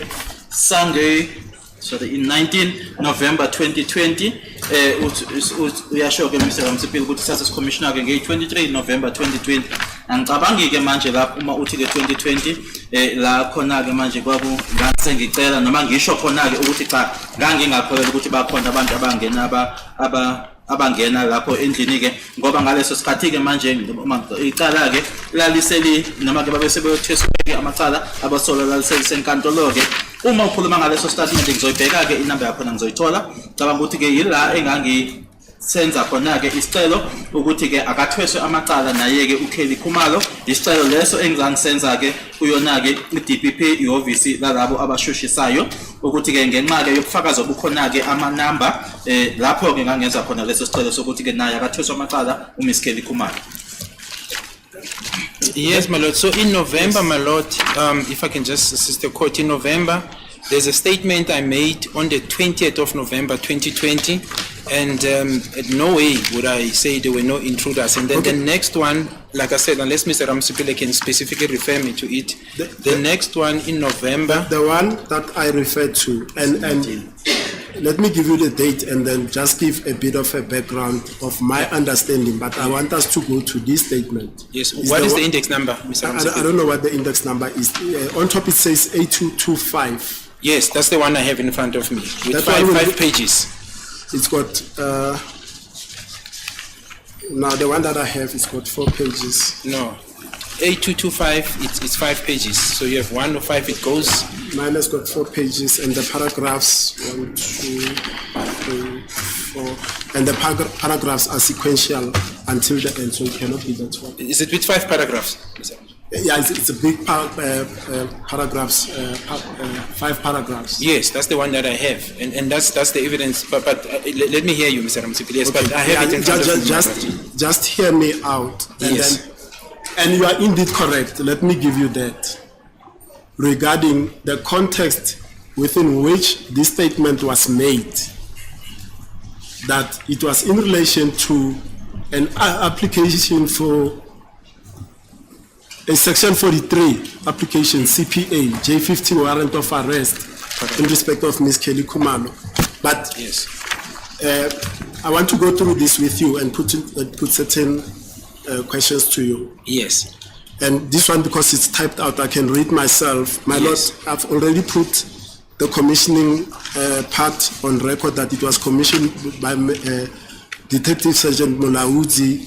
But mine is dated differently, my lord. It's dated the 19th of November 2020 at 1500, and the commissioning happens on the 23rd of November 2020 at 1530. And with leave of the court, my lord, may I read this statement on record. Paragraph 1 thereof, it states, I am employed as a police officer in terms of Section 30 of the South African Police Service Act 68 of 1995. I perform my duties under the same act. I am currently stationed at the National Commissioner's Office as the commander of the cold case unit of the National Commissioner with rank of Colonel and service number with telephone number. I'm the leading investigating officer of Foslo Raskas 636 of 10/2014, which is a murder case where one Senzo Meyiwa was shot and killed on the 26th of October 2014 between 20:30 and 2100. The deceased was shot at the house belonging to the then his girlfriend, namely Kelly Khumalo.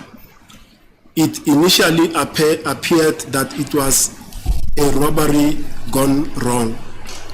Witness statements under oath indicated that the two black males entered the house demanding cell phones and money, purporting to be a house robbery. 7 adults and 1 child were present in the house when the accused entered. The witness stated that one of the accused was carrying a firearm purporting to be a revolver. This accused was described as a black male with big eyes, dreadlocks, wearing a khaki or brown jacket or top and a hat. He was shorter in height than the second suspect. The second suspect was described as tall, slender, neatly shaven, and dark in complexion. It is stated under oath that during the robbery in the said house, a struggle ensued between Senzo Meyiwa, the deceased, and the suspect carrying the firearm. 2 shots were fired by the suspect. One of the gun shots hit the deceased Senzo Meyiwa on close range in his chest and exited at the back of his body.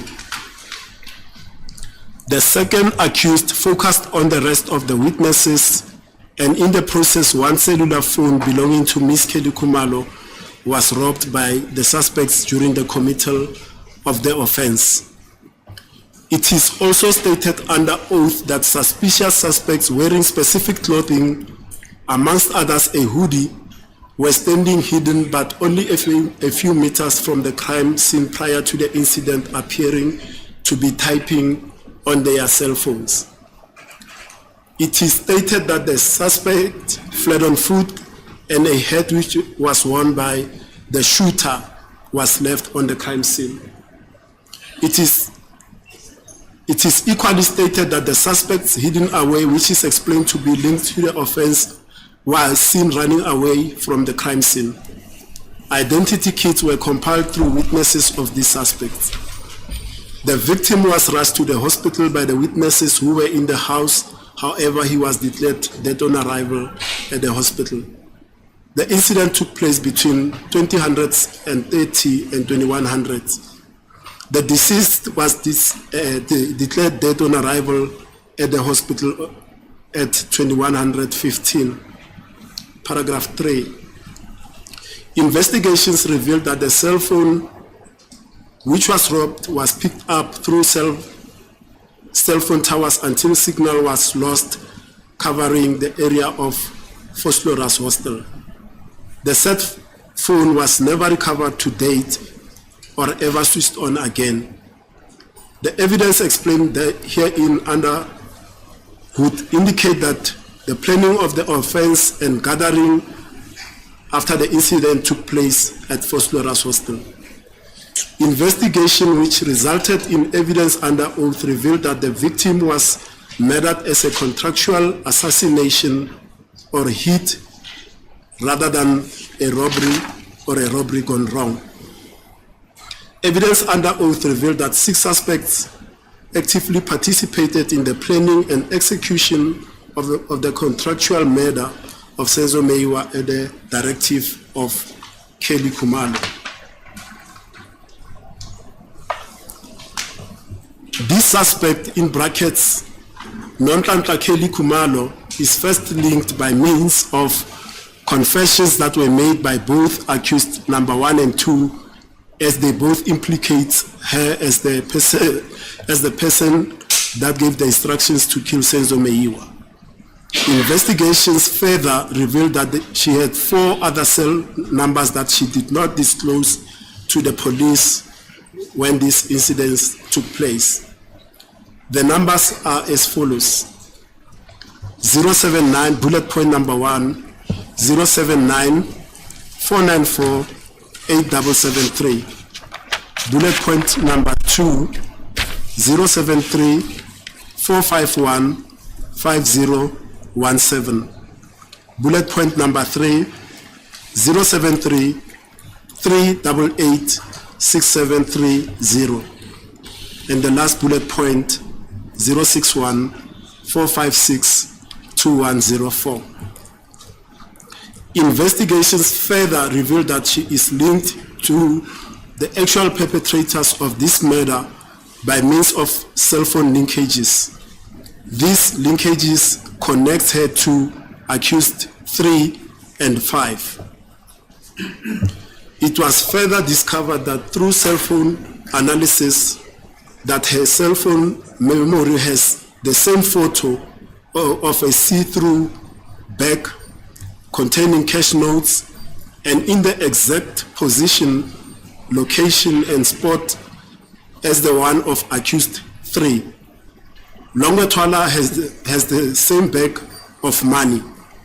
There is no reasonable explanation as to why Kelly Khumalo will be in contact telephonically with hitmen of her boyfriend. There is also communication records between her and her sister shows that as early as 2013, she wanted to get rid of the deceased, as she puts it clearly on the WhatsApp messages. It is abundantly clear that she hated him and wanted to get rid of him. She further states that she regrets not succeeding to get rid of him before. Taking into account all of these facts, an inference can be drawn that she meant killing him. Paragraph 4. Evidence by means of sworn, corroborating, and independent witness statements establish a causal link between the offenders and the offenses of murder, robbery with aggravating circumstances, possession of unlicensed firearms, and the unlawful possession of ammunition and conspiracy to commit murder. Ms. Kelly Khumalo seems to be the trigger point of this offense. I hereby apply for the warrant of arrest for Nontantla Kelly Khumalo on charges of conspiracy to commit murder and murder. Paragraph 5, it's the taking of the oath. It is that signed by yourself and commissioned by the commissioner who I have mentioned before, Detective Sergeant Nolawuti. Yes, my lord.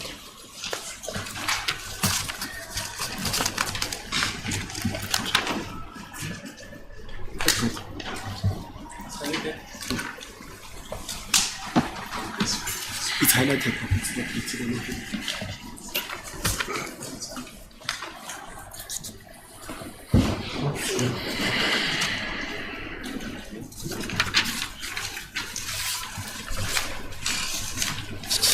If the statement ke Mr. Qaqeda usifunda esayenza sabhala uyena ke uBrigadier Sambo 2020 ngisebenza mina ke ohola ithimba labaphenyi kwicala uForceral 63610-2014 okuyicala ke lokubulala la khona ke uSenzo Meyiwa wadutshulwa wabulawa khona ke ngazo i-26 October 2014 isikhathi phakathi kuka 8:30 kanye ke no9 ebusuku noma ke ntambama. Umufike wadutshulelwa ke enemuzini ekwakula kwakukibo ke kwalo owayethandana naye ngaleso sikhathi uKelly Khumalo. Eqaleni ke kwakubukeka ngokungathi ke kwakuyobanjwa ke inkunzi kodwa ke lokho akwahamba kahle. Kodwa ke istatement ezofakazi ke befungile ziyasho ke ukuthi ke kwangena ke abelisa abamnyama ababili befuna ke umakhalekhukhwini kanye futhi ke nemali benza ke ngokungathi ke laba bezobamba khona ke inkunzi. Abantu ke abadala noma sabekhululeke abawu7 kanye nengane eyodwa babe khona ke endlini lapho. Uma abasolwa ke bengena ofakazi bayasho ke ukuthi ke oyedwa ke ubona ke abasolwa labo ke wayephethe isibhamu ekwakubukeka ngathi ke kwakuyi revolver. Loyo ke umsolwa ke bamchaza ke nanjengomuntu ke noma ke indoda ke umuntu omnyama namehlo amakhulu nama dreadlocks wayefake futhi ke noma ke egqoke ujacket okhakhi kanye futhi ke noma ke itop kanye futhi ke nesigqoko wayemfishane ke yena ke uma umqhathanisa nalo wesibili umsolwa owesibili umsolwa ke yena kuma bemchaza bathi ke wayemude ke futhi ke ezacile futhi ke egunde nje kahle futhi ke bemchaza ukuthi ke wayedakhi ke ngebala bayasho ke futhi befungile ukuthi ke ngaleso sikhathi leso ke kubanjwa ke inkunzi kuloyo muzi lowo kunala ekwalwisana khona ke phakathi kwakhe uSenzo umufi kanye futhi ke nomsola loyo owayephethe isibhamu lapho ke saqhuma ke saqhunyiswa ke amahlandla amabili uyena umsola ihlandla elilodwa ke lapho lashaya yena ke umufi uSenzo Meyiwa umshayela ke eduze esifubeni lase yophuma ke inhlamvu emuva noma ke emhlane kuyena owesibili ke umsola yena ke wayebhekene nabanye abantu laba ababephakathi ke endlini noma ofakazi ke kulokho ke kwathathwa ke umakhala ekhukhwini oyedwa okwakuwo wakhe uMiss Kelly Khumalo uthathwa uyena ke umsola kathi ke kwenzeka ke lokho bayasho ke futhi befungile uthi abanye ke abasolwa ke ekwabe noma ke babanye abantu ababesoleka ke bona ke ababefake babegqoke okuthize phakathi kwabo ihudi bona ke babeyimele futhi ke ubona ukuthi baqashileke uma mitha nje ambalwa ke kusukela nala isigameko sasenzeka khona njengaphambi kokuthi noma ngaphambi kokuthi isigameko leso ke senzeke bebukeka ngathi abantu ababebhala komakhala ekhukhwini babo uyashiwo futhi ukuthi ke uma abasolwa ke noma emuva kwesiganeko leso babaleka ke ngazo inyawo kanye futhi ke isigqoko somunye ke umsolwa ke noma ke esasigqoke umsolwa lowo okuyena ke owadubula sasala ke ngaphakathi endlini lapho bayasho futhi ukuthi ke abasolwa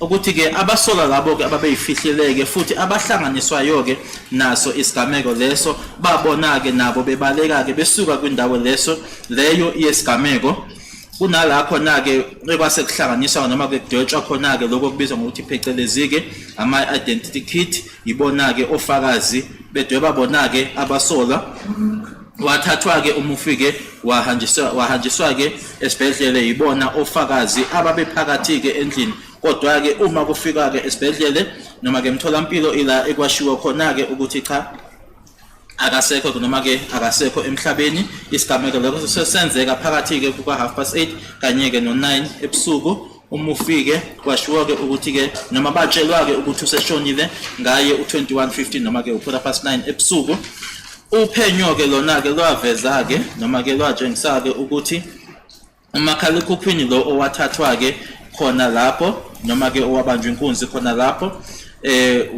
uma kusetshenziswa ke amathawa ila oyatholwa khona isignal ukuthi ke wawukwindawo yase Phosphorus ehostel khona ke lo makhala ekhukhwini lo awukazeke utholakale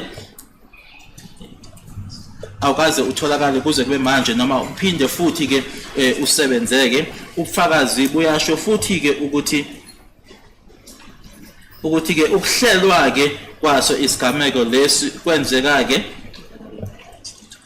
kwenzeka noma ke uma sekuyohlanganwa ke emuva kwesigameko lokho kwenzeka ehostel yase Phosphorus uphenyo futhi ke uphenyo olaholela ke ekuthini kube nobufakazi ke obufungele buyaveza ke ukuthi uma ngabe ebulawa ke umufi ke ukuthi ke into ke leyo eyayihleliwe ke kodwa kwangasikona ukuthi kuyobanjwa inkunzi noma ke kwahamba akuzange kuhambe ngendlela kodwa kwakuyobanjwa inkunzi kodwa kwakuyinto ehleliwe ubufakazi futhi ke obufungelwe ke buyaveza ke ukuthi abasolwa abayisithupha yibona ke babe yingxenye ekuhleleni kanye futhi nokuthi ke kwenziwe ukuthi noma kwenzeke ke lokho ukuthi ke abulawe ke yena uSenzo Meyiwa lokho kuphuma kuyena uKelly Khumalo lo msola lona ke unonhlanhla Kelly Khumalo okokuqala ke uhlanganiswa ngey'tatimende ke zogonyuluka ezenziwa ke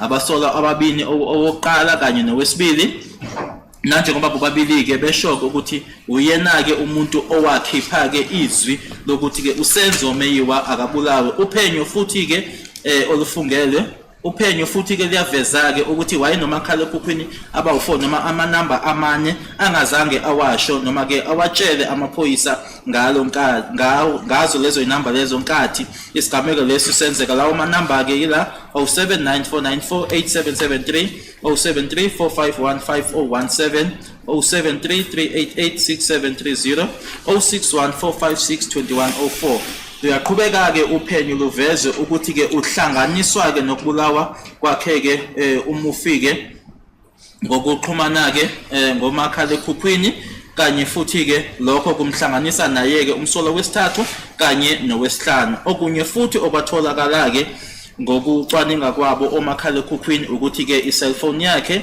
noma ke kwi-album ke i-memory album yakhe ke unesithombe ke la isithombe leso esino nesikhwama ke ukwazi ukubona ngaphakathi kusona ke esasinemali ngaphakathi ngendlela nje efanayo noma ke iposition efanayo kanye futhi nendawo njengaleso esatholakala noma ke kumakhala ekhukhwini wakhe umsolwa wesithathu uLongwethwala naye ke enaleso sikhwama leso semali asikho ke isizathu noma ke ukuchazeka ke okuzwakalayo ukuthi kungani uKelly Khumalo engathi ke axhumaneke nabantu ekuyibona abantu abadubulake noma ababulalake loyo awayethandana naye kukhona futhi ke nokuxhumana ke noma ke ama records phakathi kwakhe kanye nodadewabo okutshengisa ukuthi kusukela ngo2013 wayefuna ke ukuthi ke amgudluzeke umufi nanjengoba esho ke kuyena ke kuma messages ka WhatsApp kucace ba ukuthi ke wayemzonda futhi ke efuna ukuthi ke amgudluze uyasho futhi ke ukuthi ke uyayisola ngokuthi ke engazange aphumeleleke ngokuthi amgudluze ngaphambili uma ke uthatha lokhu ke kanye futhi nawo onke amaqiniso ke akukho okunye ke ongacabangela ke ngaphandle kokuthi ke uKelly Khumalo kwakuyinhloso yakhe ke ukuthi ambulale ubufakazi obufungelwe obuxhumanisayo ke futhi kanye futhi ke nofakazi abayimele buyasho ke ukuthi kwakukhona ke ukuhlangana okwakukhona phakathi kwalabo abakwenza ke lokhu kanye ukubulala noma ke inhloso kokubulala ukubamba inkunzi tholakala futhi nezibhamu kanye futhi ke ngokungekho emthethweni kanye futhi nazo ke inhlamvu ukuthi ke kubulawe uMiss Kelly Khumalo ke uyabonakala ke ukuthi kwaba uyena ke umuntu oqala noma ke owayephambili ke ukona konke lokho ingakho ke ngenza lesi sicelo ke sencwadi isicelo sencwadi yokuthi ke aboshwe ke uNonhlanhla Kelly Khumalo kuyinsolo zokubulala. Thank you, Mr. Jonas. Now, Brigadier, I want us to go back to the statement and I want to put certain questions to you. Before I do you still maintain the truthfulness of this statement? Yes, I do, my lord. Ukuthi ke lokho bhalwe kule statement kuyiqiniso ke ngisamile kona lokho. Now, at paragraph 2, where it says, it initially appeared to be that it was a robbery gone wrong. Can you elaborate on that? Yes, my lord. If one looks at the statement, and I think I dealt with this part, that when I was doing the analysis stage, but this analysis was based on what is contained on the docket.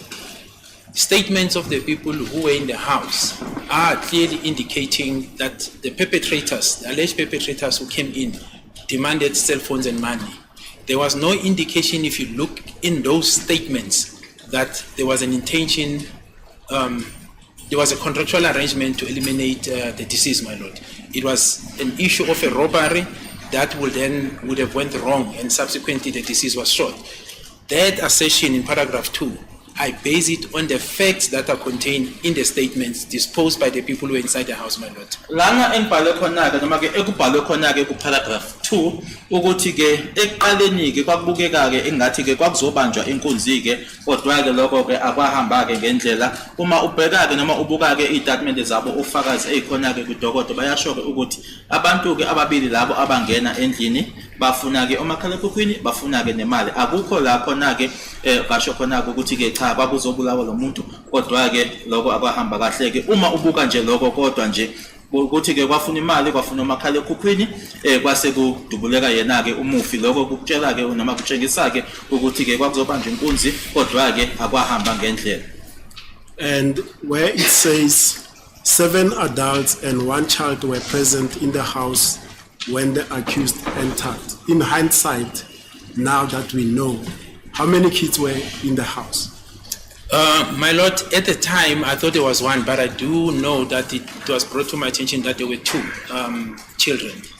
So the adults includes the deceased, but the children, which I did not confirm, but it was brought to my attention that there may have been another child belonging either to Ms. Kelly Kumalo. I'm not so sure, but there was make mention of a second child, my lord. But personally, I have not independently confirmed that, my lord. Yebo ke lapho yina khona ke ngabantu ke abadala ke abayisikhombisa kanye nengane eyodwa ke kodwa ke kamuva ke ngasengitshelwa ke ukuthi ke kwangenzeka ukuthi wayekhona ke noma yayikhona eyesibili ke ingane kodwa mina ke angaze nje ngazenzela leso siqinisekiso kodwa ke ngatshelwa ukuthi kwangenzeka ukuthi yayikhona ke eyesibili ingane. And then I read the sentence beneath that, which says the witnesses stated that one of the accused was carrying a firearm purporting to be a revolver. Which witnesses mentioned that one of the suspects possessed a revolver? My lord, I may not recall the names, but they do indicate the witnesses, and I'll have to go through now the A1s if I must, so that I can specify. But the witnesses who were inside the house, they do indicate that the people were carrying some type of a revolver, a firearm with a wheel. And subsequently, there were statements taken by that investigating team to try and correct it, where people were also coming and saying they have no experience of identifying whether it's a revolver or not. So this is contained in the statement. So if I need to specify which witness, I'll have to go through their statements, my lord. But it is contained in the statements of the people that were inside the house. Ngiyaqhubeka ukufunda ukuthi ke ofakazi ke basho ke ukuthi omunye wabasolwa ke wayephethe isibhamu okwakubuka ngathi ke irevolver. Imuphi ke ufakazi owakusho lokho noma yibaphi ofakazi abakusho kungafanele kuzofaneleka ukuthi manje ngibhekeke lama statements abizwa ngokuthi phecelezi ke ama A1 kodwa ke uma ngabe babechaza ke babeshoko ukuthi omunye wabo wayephethe ke isibhamu ke esasi nesondo kwafanele ukuthi ke futhi ke la kuphinde kuyolungiswa ke lokho la bashoyo khona ukuthi abazulu utho ke bona ngebhamu ukuthi bangasichazana kuzofanele kodwa ngibheke ukuthi ibaphi ofakazi abakusho lokho. Yes. For the sake of brevity, Brigadier, I am absolutely interested in the witnesses that mentioned in their statements that they saw what a firearm that is a revolver. But I'm not going to make you go through all the A1s in this court now. I'll pack it and I'll do that as a homework for myself and yourself so that when we come on Wednesday next week, we revisit this point. I'll also go and verify of all the people that were in the house except the deceased who says they saw a revolver, because this is a pivotal point in this case. Indeed, my lord, but I can say it without a shadow of a doubt, my lord. Even if the name revolver, and I agree with Mr. Ramsipe, let us do that. Even if the name revolver specifically may not have been used, but I'm not saying it was not used. I do recall without a shadow of a doubt that someone says it's a firearm with a wheel. Now, a firearm with a wheel is a revolver. I was trained in firearms, I know what it means, but I agree. Perhaps let us look into those statements and come and address the court accordingly. Lokho kona ke ngingakusho nje ngaphandle komgaba zami ukuthi khona ke owakusho noma ke ngasakhumbula ukuthi ubani ukuthi wakhuluma ngesibhamu esinesondo ke mina nanje ngomuntu owaqeqeshwa ke ngebhamu ngiyazazi ke ibhamu ukuthi ke isibhamu esinesondo i-revolver. And in supplementation of that homework that we are going to do, I may in the meantime refer you to Exhibit J, which is A46, which is a report by the facial image analyst, warrant officer Amanda Yvonne Steenkamp, who initially compiled the identity kits, which part of which form Exhibit BB, but I want us to go to Exhibit J. Must we go there now? Yes. All right. Yes, I am on A46, my lord. Okay.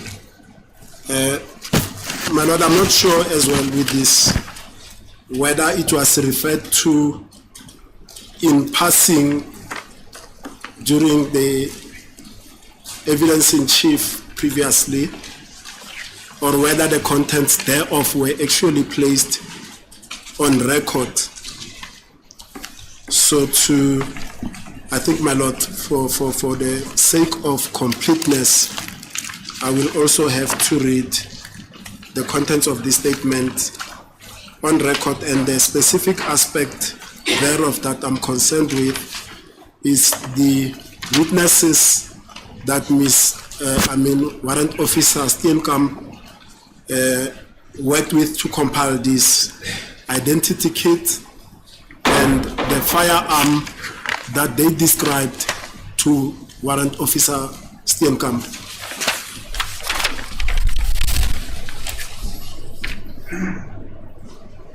And on the first page, which is this one, it simply says facial image analysis. Yes. And page 2 thereof, it says Fosna Ras CAS 636 of 10/2014 murder and robbery. And it says, I, Amanda Yvonne Steenkamp, do hereby state under oath that, and occupation and position in the South African Police. I am a warrant officer in the South African Police, force number, I won't mention it, stationed at the Facial Identification Unit at the LCRC in Pretoria, that is the local criminal record center in Pretoria, Protea Glen, where I am employed as a facial identification specialist with telephone number that I'm not gonna put on record. Qualifications and experience: I have 22 years service in the South African Police since 1991. I'm employed as a facial identification specialist at the South African Facial Identification Section since 1997. The functions I perform on a daily basis include the following: facial compilations, facial comparisons, and facial mappings, two-dimensional facial reconstructions of decomposed bodies and facial aging. I received training in the facial identification functions at the CRC, which I presume is the Criminal Record Center Training Section in Pretoria, and received facial identification specialist status during 1998. I received scarcity skills allowance for facial identification functions. I'm a facial identification section commander at Protea Glen Facial Identification Office. I am responsible for managing the section at Protea Glen. My responsibilities involve the managing of the section, 24-hour inspection, pocketbook, logbook, and case docket inspection of the member under my command. I compiled thousands of facial compilations, sketches, and two-dimensional reconstructions of decomposed faces, and since 2012, comparisons on a daily basis. I gave lectures at training institutes to investigating officers and in-service training to new facial identification members. On the 11th of March 2014, I testified in an armed robbery case in Krugersdorp CAS 234 of 08 of 2012 and Randfontein CAS 348 of 08/2012. The accused, Olani Fihlani, was found guilty on the expert evidence in Protea Regional Court 7, CAS 43 of 1495/2013. And she goes on to put her training and qualification, which I'll read for record so that when she is called, this is not repeated. I also received the following relevant training within the South African Police. 1997, a 3 weeks training course in the facial identification field, interviewing and ID kit 2000 software and Adobe Photoshop. 1998, ISUS, that is ISUS, course, individuals, structures, activities, and extended research. 2008, an FARC course, that is facial and cranial anatomy, that's got to do with the face, University of Pretoria, presented by Professor M. Stein. 2008, the facial identification workshop, in brackets, eFit, that is capital E and FIT, and Phantom and Composite Lab and Adobe Photoshop software, close bracket. 2010, the eFit software course, in brackets, presented by Dr. Chris Solomons, the Vision Matrix Forensic Imaging, University of Kent in Scotland, close brackets. In 2010, the facial aging course, presented by Captain Brias, that is BRIERS, in brackets. In 2011, the basic police training at the Chatsworth Police Academy in KwaZulu-Natal. In 2012, the advanced facial image mapping and comparison course hosted by the Forensic Anthropology Research Center at the Department of Anatomy, University of Pretoria, presented by Professor Caroline Wilkinson, that is WILKENSON,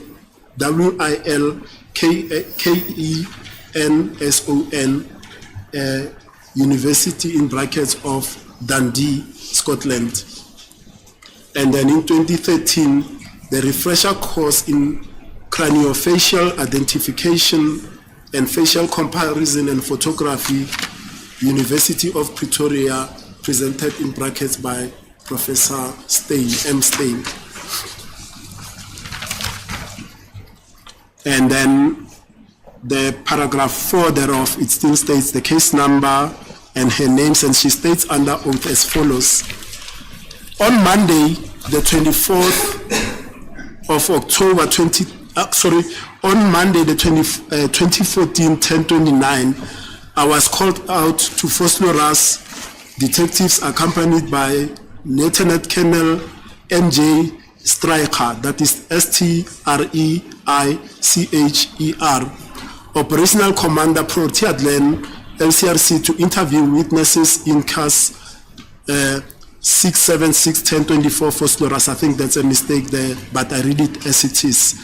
Murder and armed robbery. I interviewed several witnesses individually. My first witness was Kelly Kumalo. Kelly told me in short that she and the deceased walked to the convenience store. Upon return, Kelly, deceased family member and friends had a smoke outside the house. Mrs. Kumalo called them inside to say goodbye. They sit down and start chatting again. Kelly was sitting near the kitchen when she saw two unknown African males entering the house. Suspect A, capital A in brackets, appeared, entering. Kelly was sitting near the kitchen when she saw two unknown African males entering the house. Suspect capital A in brackets appeared very aggressive and demanded cell phones and money. This suspect was approached by Kelly and the deceased jumped up towards suspect A. A scuffle between suspect A and the deceased started. The next moment, Kelly heard 2 gunshots.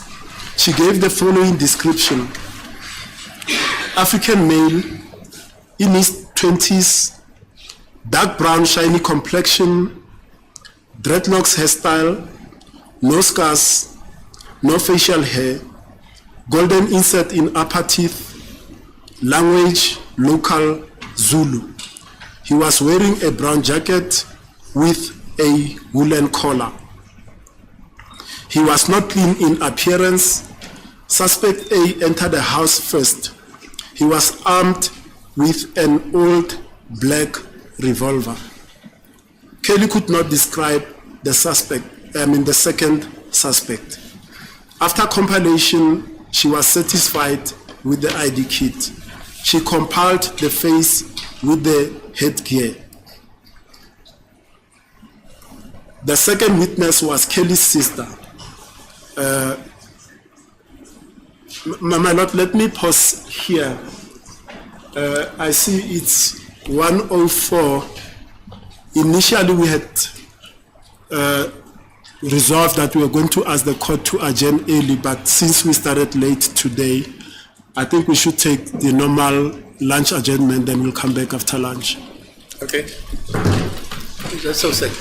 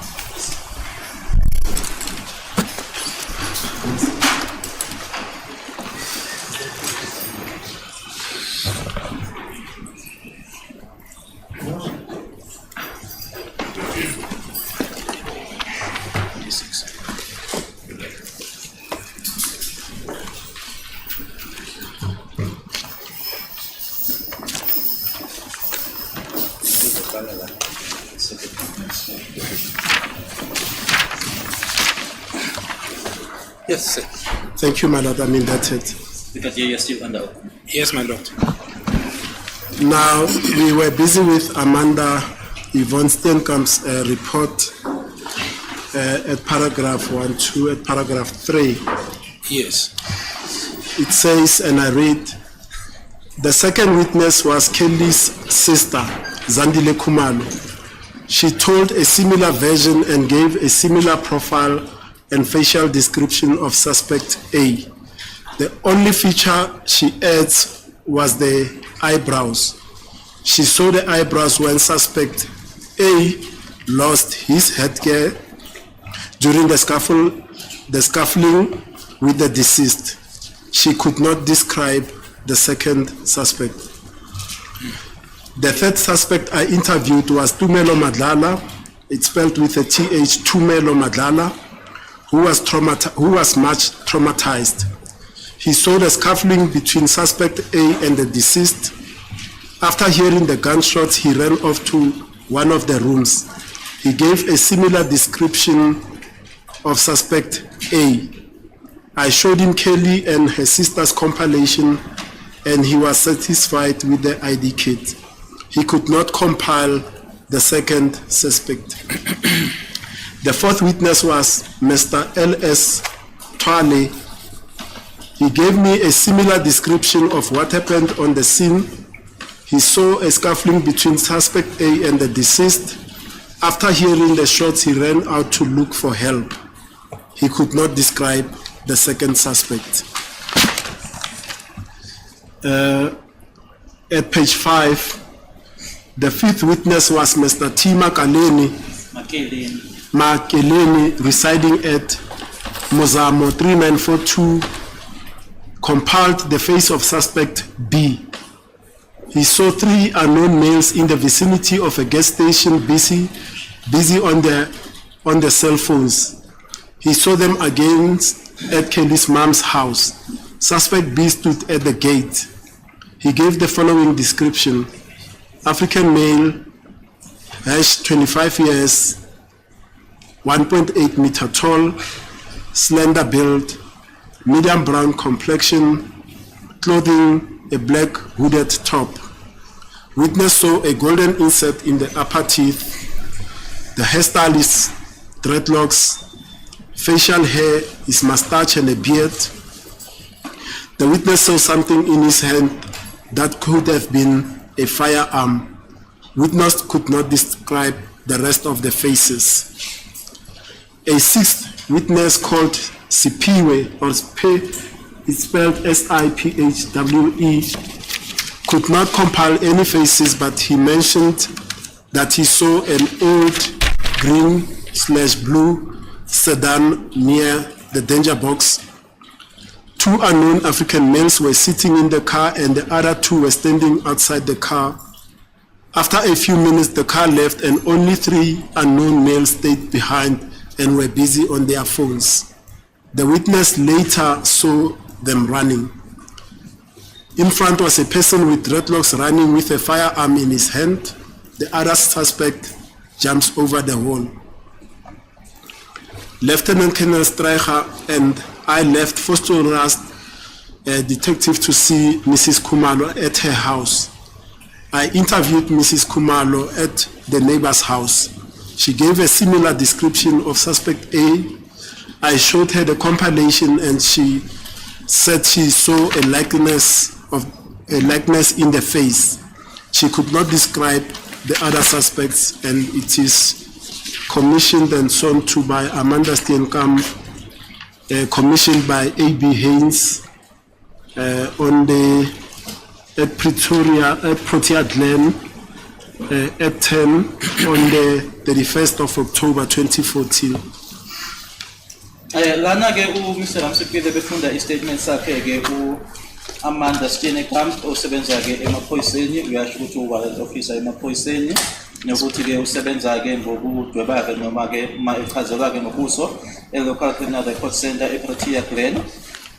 Lana ke uma ke esemuva kokuthi eseshilo ukuthi neminyaka emingaki esebenza emaphoyiseni nokuthi umsebenzi awenzayo ukanjani ubhala ke athi noma statement sakhe sithi wangomsombuluko nge-29 ka-October 2014 ngacelwa ke noma ke ngabizwa ke ukuthi ke ngiye eFosterus ubaseshi noma amahhovisi abaseshi noma ke ama-detectives ngiphelezelwa uyena ke uLieutenant Colonel MJ Stracher kuyi-commander ke yase-Protea Glen LTRC ukuthi ke ngiyoba nenhlolokhono noma ke ama-interview nofakazi kwicala u-676 ushilo ke uMr. Ramsipile mayifunda wathi ucabanga ukuthi ke kunephutha lapha u-676 kodwa uzoyifunda ke injalo 676/10/2014 Phosphorus cala ke lokubulala nobamba inkunzi ngaba ke nenhlolokhono noma ke ama-interviews nofakazi ke ahlukahlukeneke ngokwahlukile ufakazi wokuqala ke kwaba uKelly Khumalo.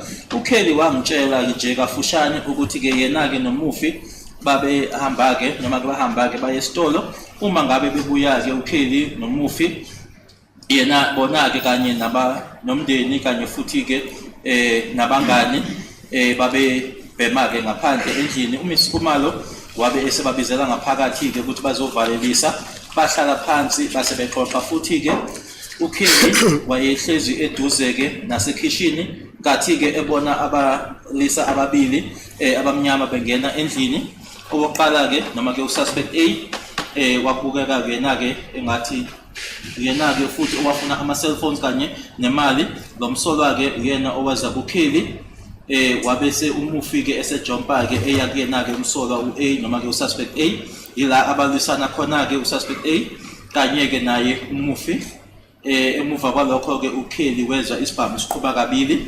wamchaza ke ngalendlela elandelayo ukuthi ke umuntu wesilisa uminyaka yakhe ke angaba kuma-20 futhi ke iskin sakhe ke noma ke ubuso bakhe iskin wayengathi ke si dark brown wayenama dreadlocks ke ekhanda engenazo ibaza futhi ke engenazo nezinwele ebusweni futhi ke enegold ayenayo ke kwizinyo langaphezulu khuluma isiZulu wayegqoke ijacket eyayi brown kanye futhi ke eyayi nekhola wayengaphe ngendlela bayibukeka ngayo ke wayengabukeki eclean ususpect A ke wangena ke qala endlini uyena wayephethe irevolver endala emnyama ngombala uKelly ke akakwazanga ke umchaza noma akazange akwazi umchaza ke umsolwa wesibili emuva ke kwalokho waneliseka ke ileyo ID kit leyo futhi ke wamdweba ke enesigqoko futhi owesibili ke ufakazi engakhulumisana naye kwakuuzandile udadewabo uKelly Khumalo uzandile Khumalo naye ke wangitshela ke okufanayo nalokho ke nalokho engangisengikutsheliwe mayelana ke nobuso bakhe umsola lokuqala la ahluka khona ke wangeza ke yena ukuthi ke waye namashiya ayenawo ke wawabona ke futhi uma ngabe kwakuwa isigqoko ngathi ke elisana naye umufi naye ke akazange akwazike ukuthi amchazeke owesibili umsola owesithathu ke umuntu engakhulumisana naye kwaba uyena uTumelo Madlala naye ke owayengaphathekile kahle wabona kunokulisana phakathi kwakhe umsolwa uA noma owokuqala kanye nomufi emuva kokuthi ezwe ukuqhuma kwesibhamu wabalekaka waye kwelinye lamagumbi endlini naye ke wachaza ke ngendlela efanayo ke mayelana naye umsuspect uA ngamtshengisa ke lokho engakudwebile noma engakutshela uyena ke uKelly kanye nodadewabo naye ke wayinelisekile ke ngayo leyo kit akazange futhi naye ke wayengekho kwisimo noma engakwazike ke umchaza owesibili umsolwa owesine ke engakhulumisana naye ufakazi kwaba uLS Thwale naye ke wangichazela ke ngendlela efanayo noma washo ngendlela efanayo mayelana nalokho okwenzeka kwindawo yesigameko wabona ke kunokulisana kwakukhona phakathi kwa-suspect A nomufi emuva kokuthi ezwe uqhuma kwesigwami wabe esebaleka ke eyofuna usizo owesibili ke naye ke akazange akwazike ukuthi amchaze owesihlanu ke ufakazi kwaku Mr. T Makeleni ohlala eNomzamo 3942 owachaza ke ukusoka noma ukuthi waye kanjani ke ususpect B uthi yena kumayesho wabona abantu abathathu angabazi ababalisa abamnyama kwindawo ke athi ke i-gas station bebhizi ke kuma cellphone abo wababona kwaphinda babona ke futhi emzini kamama kaKelly ususpect B uyena ke wayimi egatini wachaza ke ngalendlela elandelayo ukuthi ke umuntu wesilisa omnyama angaba neminyaka ewu25 1.80 amamitha ukuba mude enomzimba ke omncane emchaza ke neimpahla awayigqokile i-black i-top eyayimnyama inehudi futhi ke ufakazi lo wabona ukuthi wayenezinyo legolide la kumazinyo angaphezulu ama deadlocks washo ke nange-mustache kanye futhi ke nentshebe futhi ke ufakazi wabona ke into esandleni sakhe ke okwabukeka noma kwangathi ke isibhamu akazange ke aphinda kwazi ukumchaza ke owesithupha ke kwakuyisiphiwe noma usiphiwe yena ke akakho nje akushilo kodwa nje washo ukuthi ke wabona ke imoto engabandala egreen noma blue eyisedan eduze ke ku-danger box abalisa ababili ke bayengabazi babehlezi emotweni kanye nabanye ababili ababengaphandle emotweni emuva ke kwemizuzu nje embalwa ke imoto yase ihamba kwasala ke emuva ke abathathu abalisa angabazi futhi ke nabo bebhizi emafonini abo ufakazi ushilo ke ukuthi wababona ke bebaleka phambili ke kwakuwumuntu oyenama dreadlocks ephethe isibhamu esandleni abanye abasolwa base bejompa ke ubonda mina ke ukhona uKenneth Fletcher kanye nami ke sasihamba ke eForceras kuma detectives ayobona ke umama uKhumalo emzini wakhe saba nenhlolo khona noma uKhumalo emzini kamakhelwane naye wachaza ke ngendlela ke efanayo mayelana naye umsolwa woqala noma ke ususpect A ngamse ngimtshengisa ke lokho esesidoba ke okushiwo abanye ofakazi na washo ke naye ukuthi kubona ke ukufana ebusweni abanye abasolwa abakwazanga ukuthi abachaze. Thank you, Mr. Jonas. Now, Brigadier, the primary reason why I referred you to this statement, we were talking about the issue of the description of the firearm that some of the witnesses that were present in the house described to the police officers initially at the beginning of this investigation. That is correct, my lord, and indeed, if one looks at the paragraph on A46, the interview with Miss Kelly Khumalo, she does say it's an old revolver. Imbangela ke brigadier yokuthi ke ngifundeke lokho ingoba ushilo ukuthi eqaleni ke ofakazi bakhulumele ke ngerevolver uma ufunda ke lana ke u-interview naye ke uMiss Khumalo ubhaliwe ke lana ukuthi washo ukuthi kwakuyirevolver endala. But furthermore, my lord, during the lunchtime, I had an opportunity to peruse some of the statement, not completely, but I can say A9 by Mr. Longwetwala, specifically paragraph 6, says it was a revolver. A9 paragraph 6, Longwetwala. Kodwa ke benaso ke isikhathi ke uma sesiphumele ke isikhathi noma ke ilunch ukuthi ke na ke u-A9 ku paragraph 6 ukuthi ke ngibheke ke idocument kodwa ke angiyibhekanga zonke. A9 paragraph 6 yena ke uLongwetwala uyasho ke lapho ukhuluma ngerevolver. The same assertion, my lord, is also said by A10 Mr. Tumelo Madlala in paragraph 5, where he says it's a 38 special when he described the firearm that he saw. A10 paragraph 5. Lokho ke nabo kuyaphindwa futhi ke uyena ke uTumelo Madlala ku-A10 paragraph 5 yena ke ekhuluma nge-38 special. But what is prudent, my lord, is that subsequent to this statement, there were further statements taken where some of these witnesses were then correcting what was contained, where they said they've got no experience with firearms, they could not have said that and all that and all that. But this is what was said initially at the beginning. Yilokho okwashiwo ke eqaleni kodwa ke kamuva ke zikhona ke idocument la khona ke labafakazi ke manje sebelungisa ke lokho abakusho bethi ke ulwazi lwebhamu abanazo ke manje ngeke kwenzeke ukuthi babekushilo ke lokho kuthiwa babekushilo ngaphambilini. Yes, my lord. And to be fair to you as well, Tumelo Madlala, when he was asked on this aspect, he says he could not have mentioned the word revolver or .38, but that the firearm that he observed was the one with a wheel. That's the rider or the proviso that he put when he testified in this court. Well, my lord, I wasn't in court, but I've got no reason to doubt what Mr. Ramsikul is saying. But it will be difficult for me to comment on his evidence. Kuzoba nzima ke kumina ukuthi ke manje ngikhawuleke ubufakazi bakhe uTumelo Madlala uma uthi ke wathi yena ke wabona ke isibhamu esinesondo ngangekho enkantolo kodwa futhi kanginasi isizathu sokuthi ngingamkholelwa-ke uMr. Kamsiphiwe. I will come back and converse with you at a much later stage, Exhibit J again, especially when it pertains to the identification of accused number 2, Mr. Ntanzi. Because from what I've read here, all of the people that were in the house, when they met Miss Amanda Steenkamp for the compilation of this report, they all stated to her that they could not identify the second suspect. And you can confirm that from what I've read from Exhibit J. Is that correct?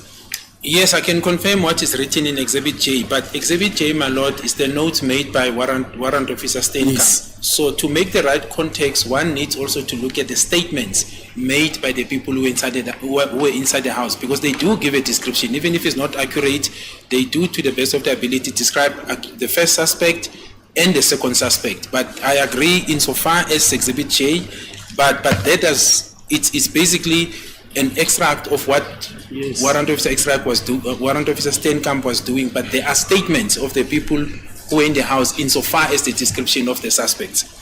Uzovumelana-ke nami uma ngithi-ke kuloko kubhalwe uyena-ke uSteenkamp lana ukuthi bonke kofakazi bayasho ukuthi-ke abakwazi ukuthi bamchaze noma bamsho-ke lo owesibili-ke umsola. Yebo, ngiyakuvuma-ke lokho, kodwa lokho kumayelana kuphela-ke nama-notes noma lokho okwabhalwa uyena-ke u-Warrant Officer Steenkamp, kodwa kunama-statements ofakazi-ke abamchazayo-ke noma-ke bengekho-ke accurate uma singasebenzisa lelo gama-ke noma-ke bengasho ngqo, kodwa-ke kunalaba bamchaza khona-ke lo owesibili umsola.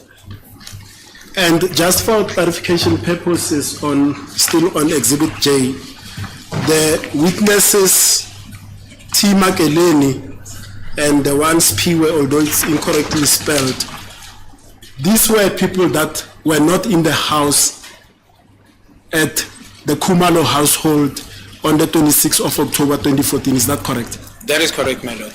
Laba ababili-ke uT. Makeleni kanye naye-ke uSiphiwe abantu-ke laba ababangekho-ke noma bangekho phakathi kuleyo muzi lo wabafumalo ngalelo langa, yebo kuyiqiniso.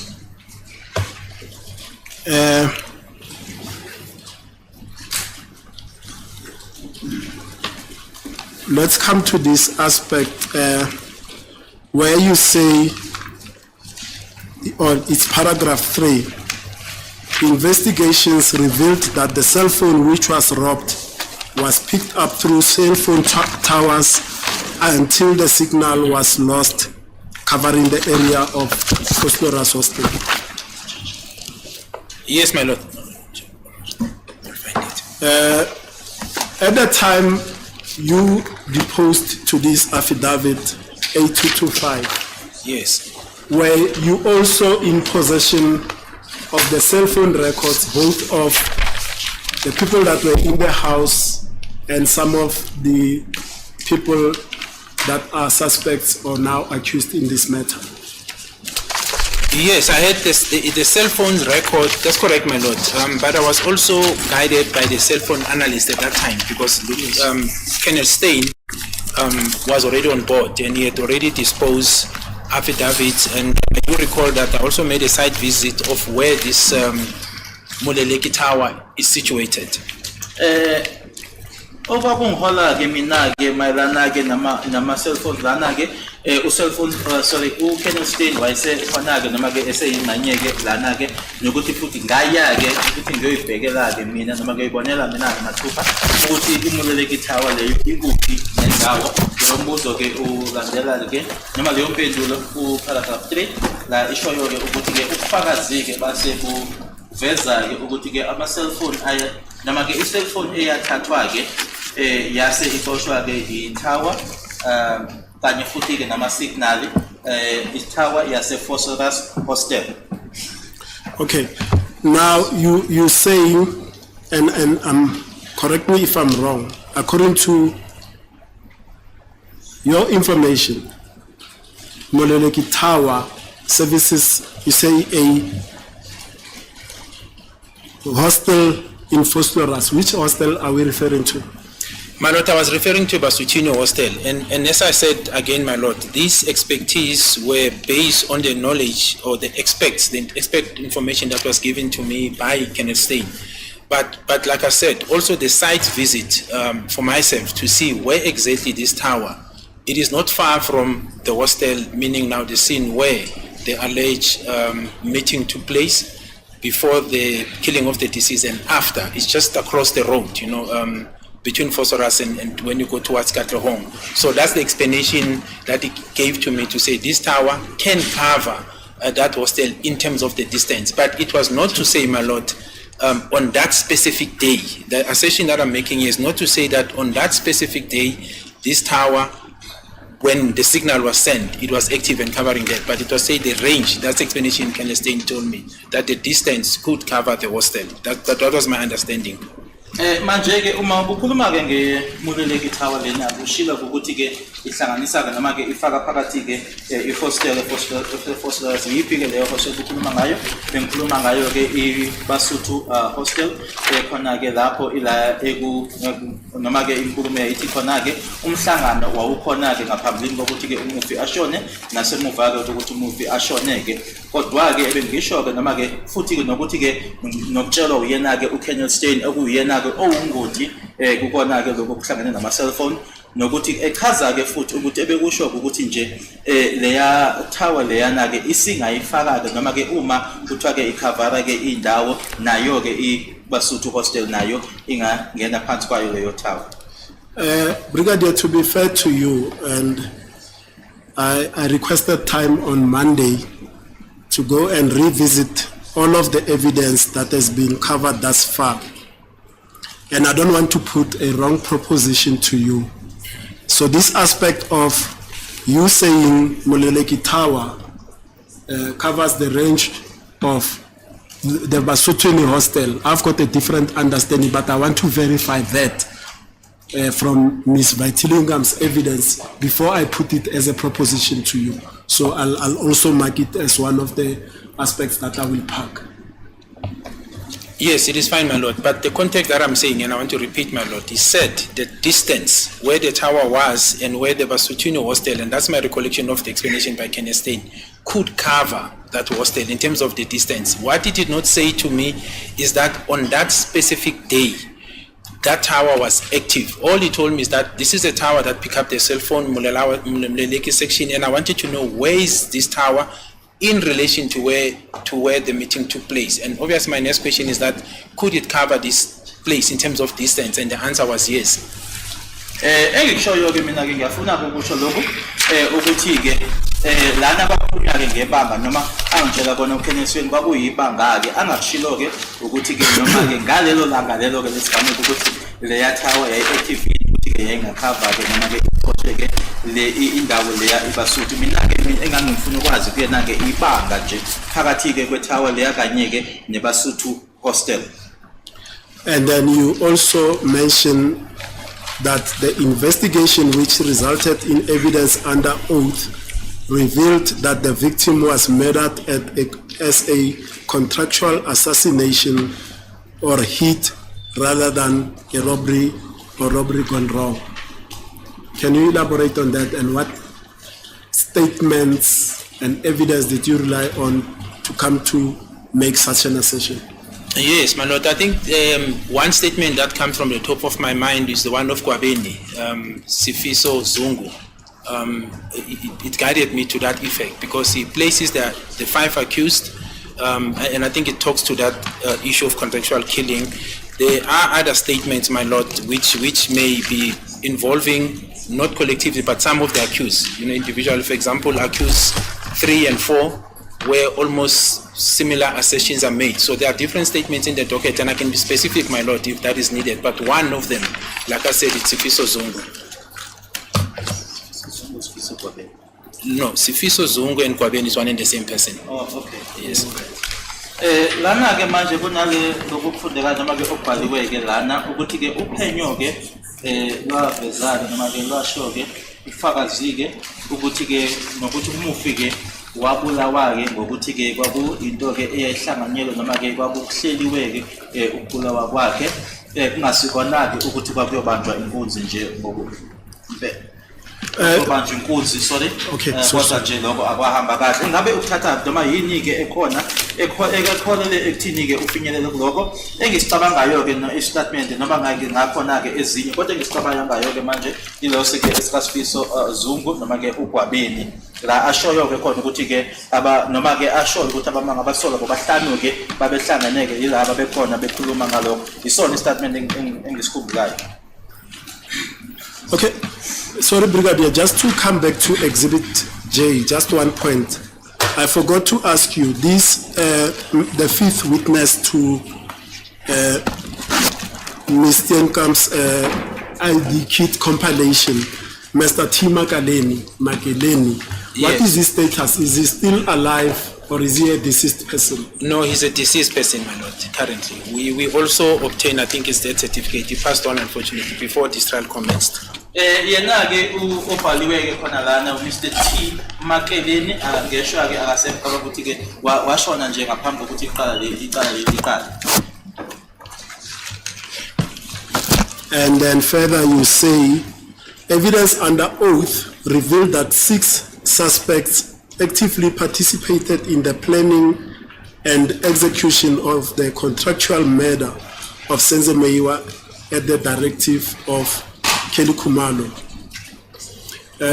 Currently we have, before standing and sitting before this court, 5 accused persons, and in the statement it says 6 suspects actively participated in the planning and execution. Who is the 6th suspect? It's Miss Kelly Khumalo, my lord. Remember this statement, I was applying for the warrant of arrest for Miss Kelly Khumalo, so she would have been the 6th suspect. This one, at that time, we already arranged. They'd already made their first appearance, so this was November. So I was now moving towards Miss Kelly Khumalo to be added. So she was the 6th suspect. Manje kubhaliwe ukuthi-ke ufakazi-ke obufungelwe-ke uyatshengisa-ke ukuthi-ke abasolwa abayisithupha bona-ke ababambe iqhaza-ke ekuthini kuhlelwe kanye futhi-ke bese kuyenziwa-ke lokho ukuthi-ke kubulawe-ke yena uSenzo Meyiwa kusho noma ngomlomo noma ngokusho kwakhe uKelly Khumalo. Phambi kwale nkantolo sinabasolwa abahlanu-ke umuphi owesithupha ukhuluma ngaye uzokhumbula ukuthi le ncwadi-ke noma le statement lesi-ke ila bengenza khona-ke isicelo sokuthi-ke kuboshwe-ke yena uMiss Kelly Khumalo. Laba abawu-5 abasolwako bebese velileke noma bebingeleleke imanje ngaleso sikhathi leso. Isicelo sami ukuthi-ke uMiss Kelly Khumalo abe owesithupha. And on page, the next page or at the top, you say this suspect, Nonhlanhla Kelly Khumalo in brackets, is first linked by means of confessions that were made by both accused 1 and 2. Let me pause it here. On this aspect, further down in my cross-examination, I'm going to touch specifically on the confession statements, exhibits HH and JJ, allegedly made by accused number 2. So this point I'll pack it now and then move it forward. It says, investigations further revealed that she had 4 other cell phones that she did not disclose to the police when the incident took place, and then the numbers are the ones that I mentioned. Now, what was the relevance of saying she had these other 4 cell phones that she did not reveal? The significance thereof, for you to put it in this statement. Indeed.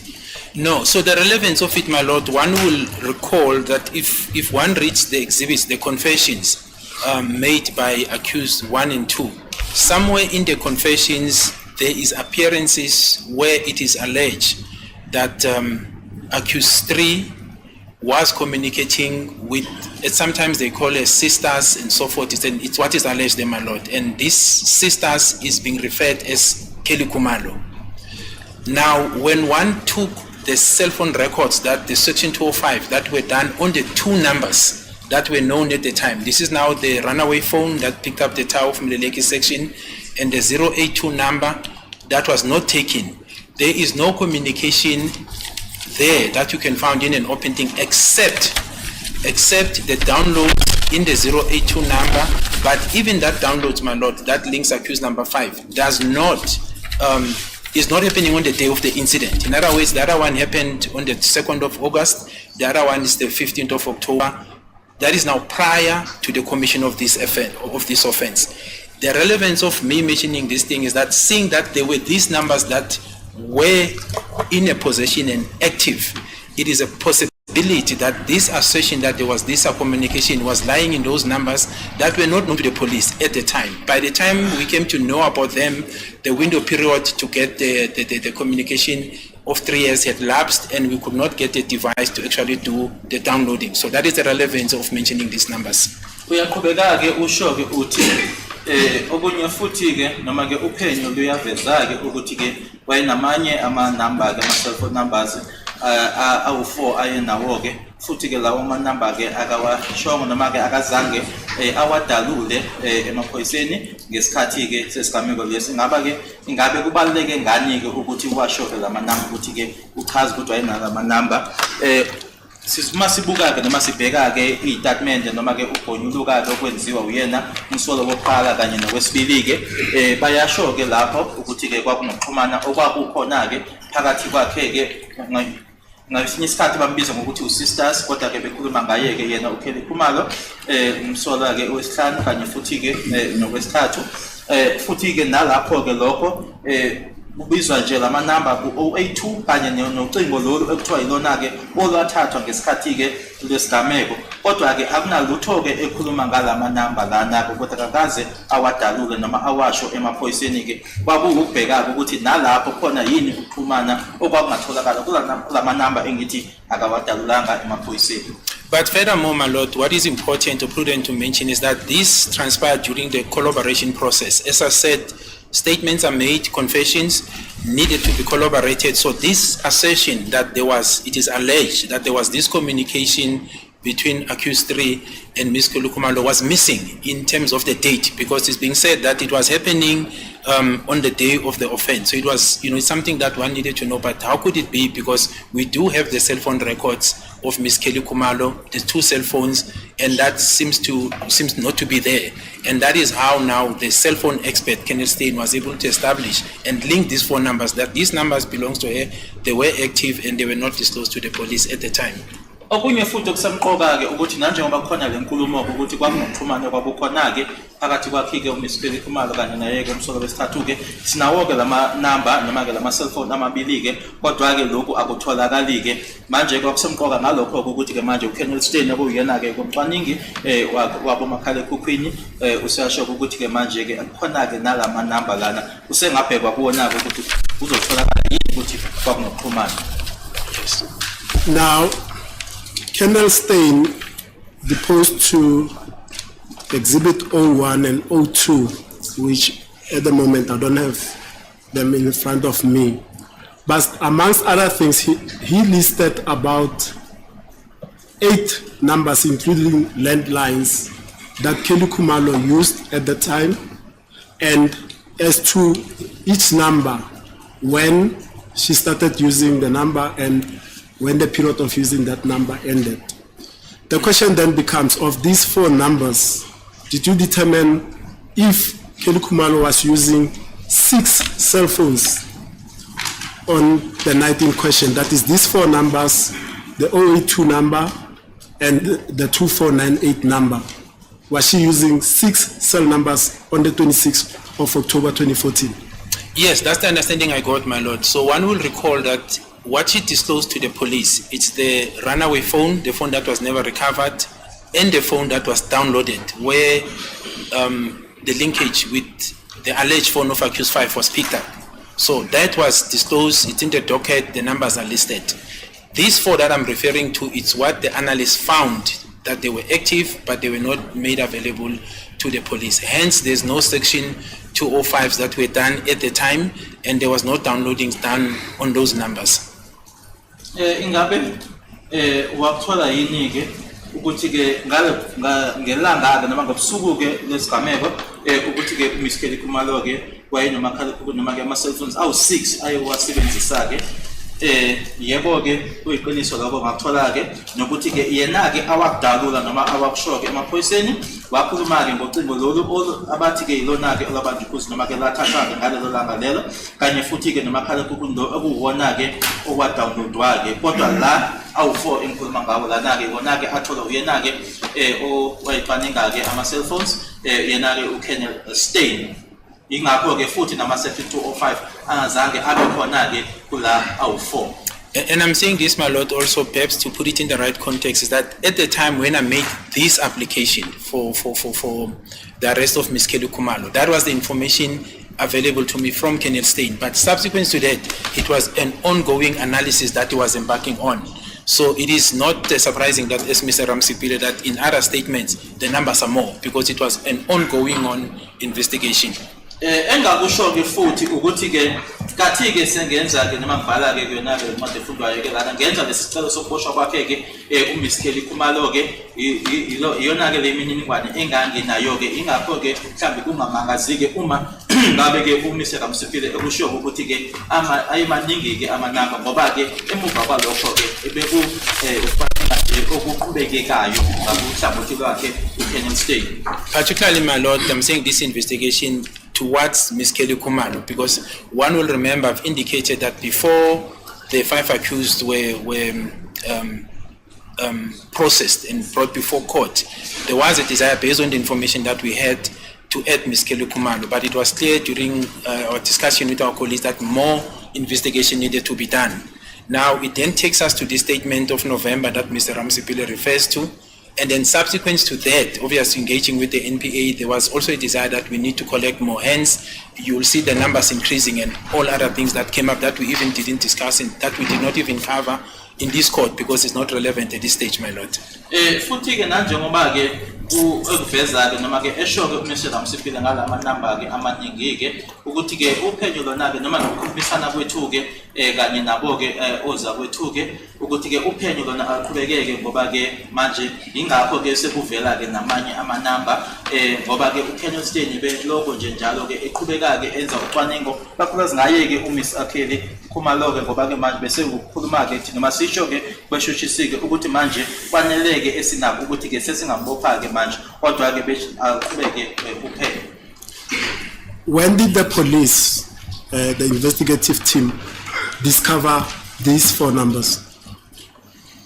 It will be prior to me making that statement, my lord. I will have to go through the docket to establish, but they were discovered by Kennel Stein, as I said. So it was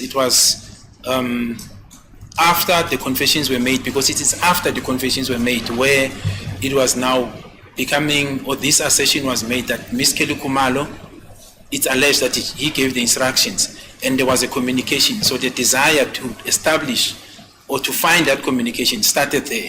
And it would have been around that period where Kennel Stein then discovered these numbers in trying to collaborate obviously what was contained in the statement, and that statement would have been made after that. Ingabe ke lama number lana ke amaphoyisa awathola nini ke uma iphendula ke uthi ke kwangaphambilini kokuthi ke mina ke ngenze le statement lesike kusemuva ke ukuthi futhi ke kwenziwe lezi statement ke la abasola bagonyuluka khona ke ila khona ke uKennel Stein manje ke esethole lama number noma ke afinyelela ke wona lama number. Because my understanding from the evidence of Kennel Stein and to some extent your evidence is that your team did not go about and do new section 205s for the people that were in the house. That section 205 was obtained by the previous investigative team, and when you got on board, it's then that Kennel Stein worked per your instructions on the section 205s of the people that were in the house. That is correct, my lord. Ngoba ke ufakazi ke khona ke phambi kwenkantolo ukuthi ke ithimba lenu ke noma ke ithimba ke lokho wena ke uma ke seliqala ke uphenyo kwecala aliyanga ke la yokwenza ke ama 205 noma ke ama section 205 kodwa ukuthi ke ithimba elalingaphambi kwenu ilona ke elenza ke ama 205s alabo ababephakathi endlini. Yebo lokho kuyiqiniso. As I've said, my lord, the section 205s that were made for the people who were inside the house were made by Captain Bomsram. Yes. Bengishilo la ngaphambilini ukuthi ke ama 205 enziwa ke enzelwa ke labo bephakathi endlini kwaku Captain Bomsray. But the point that I'm trying to raise is the following.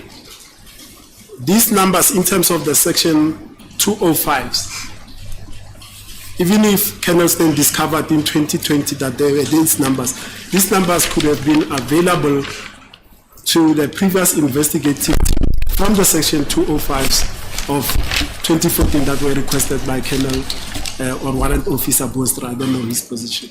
No, not exactly, my lord. So the investigating officers at that time, they did section 205 based on the numbers that were given to them, that were contained in a statement. These 4 numbers were not disclosed to them, so they did not know they exist. Akusilona ke iqiniso ukuthi ke lama number lana ke bakuzoma ama number ke ithi veliphenyayo elangena ke phambi kwethu lalizoba nawo ke wango 2014 ngoba ke uma benza ke lawo ma 205 ngaleso sikhathi leso ke benza ke ngokwama number noma ke ama cellphone abawanikwa akusukuthi ibona abawathola kodwa bayenza ke phezulu kwalokho abakunikwa. And now let's go to this one. In investigations further revealed that she is linked to the actual perpetrators of the murder by means of cell phone linkages. These linkages connect her to accused 3 and accused 5. What do you mean by cell phone linkages? Well, my lord, I'm referring to, accused 5, for example, I think we've dealt with the 2 calls. Accused 3, we dealt with the bag, the see-through bag, which appears on accused 3's phone, and that's a link, and Miss Kelly Kumalo. But as I said, my lord, and to be fair, unless then Advocate Minister does not mind, then I will go into it, because there are certain things that we found that links Miss Kelly Kumalo, but for the purpose of this court, we didn't bring it up because it's not relevant. Yes. So that is the link that I'm talking about. So if I'm asked to go deep, but unfortunately it will have a bearing on Advocate Minister's... Now, I don't want us to go to... I'm just reading the statement as is, and I was asking, by cell phone link, what do you mean? Is it media that is contained in the phone? Is it calls? Is it text? But I've got my answer. I don't want you to go to another advocate's evidence. Wait, I don't understand. You're asking a question. You're obliged to answer the question pertaining to your investigation. Yes, ma'am. As you conducted it, so that the court can appreciate too. You can't tell me that you disclose this piece of evidence, but you won't disclose this piece of evidence. What should I do about the rest of your evidence then? Understood, my lord. Lana ke uya kubhaliwe ukuthi ke uphenyo lasoluveza ke ukuthi ke uya umaniswa ke noma ke uhlanganiswa ke kanye futhi ke nalabo ke ekuyibona ke abenza ke ukubulala lokhu ngokuhlanganiswa ama cell phone futhi ke lokho kumhlanganisa ke nomsolo wesithathu kanye nowesihlanu usho ukuthini ke la bese ngikhulumile ke ngomsolo wesihlanu mayelana ke nalama cell phone nama calls amabili ngikhulumile futhi nangomsolo wesithathu ke mayelana ke nalesi sikhwama esasinemali ke kodwa ke angifuni ukuthi ngeke ngingangena ke kuwena ke umsolo wesithathu kodwa ke inkantolo inenkinga ke nalokho ukuthi angeke unginikeze ke ufakazi othize ubusuthi ke okuthize ke anginikeze ukuthi angenzeni ke ngomfakazi lokho ongamnikezi bona. My lord, so the other aspect that I didn't touch on is that there is the report that I got, and it's contained in one of Colonel Stein's statements. There is a link between, let me say, communication between Miss Kelly Kumalo and accused 3. In a nutshell, I just don't know how Colonel Stein phrased it, but he established a link between accused 3 and Kelly Kumalo, other than accused 5. Ngaphandle kwakhe ke umsolo wesihlanu ke khona ke angazi nje ukuthi ke into wakuthola kanjani ke lokho yena ke uKenneth Stein kodwa ke ukushilo ukuthi ke khona ke uphumana akuthola ke phakathi kwakhe umsolo wesithathu kanye naye uMiss Kelly Kumalo. Now let's go to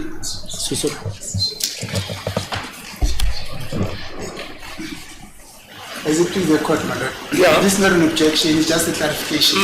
So the information that I need to understand and follow it. So what Brigadier Kiminda is saying that the further information that is not disclosed to the court as per the court's concern is that the statement of Stein actually says that there was a link between accused number 3 and Kelly Kumalo. That's the information that it did not disclose to court, according to him. I just want to follow that statement. Are you able to explain, sir? Yes, my lord. What I can explain is that the statement that I saw, and if it needs be, we can get to it and I can read it verbatim. There is the statement of Kenneth Stein links accused 3 with Ms. Kelly Kumalo. That's the essence of it. As to how we put his terms, that's the part that I don't want to misquote him. But what is clear is that there's a link with Ms. Kelly Kumalo and accused 3. Engakusho-ke kune-statement mhlawumbe singasibheka-ke leso statement-ke ngoba-ke angifuni ukuthi ngisho-ke into angayishilo kodwa nje ngamafishane nje ukuthi-ke yasho-ke ukuthi khona-ke ukuhlanganisa noma-ke umsolo wesithathu kanye noMs Kelly Kumalo. Yeah, but what is of concern to this court was that statement discovered? Yes, my lord. It's the statement to the defense also. Yes, it's a statement that was attached in the docket. Wait. Let's understand each other. Take it slow. Because if you haven't discovered that information, you can't use it now. But the law allows you. If you have discovered all the information you are testifying about, yes, my lord, and you are able to say it was discovered, this is the information. But if you are not able to say that, I can't take that information. Are you with me? I'm with you, my lord. What I know, my lord, the state statement was signed, attached in the docket, and it was disclosed. Whatever that is in the docket, in the A section, was disclosed to the defense. So it's not something that we kept away. It's in the docket, and it was disclosed, my lord. Le statement enkhuluma ngaso kakusiyona-ke into esayigcina-ke thina-ke sasayidlwa-ke futhi-ke siyingxenye yedokodo kusho abameli-ke basinikwa ngoba sithola.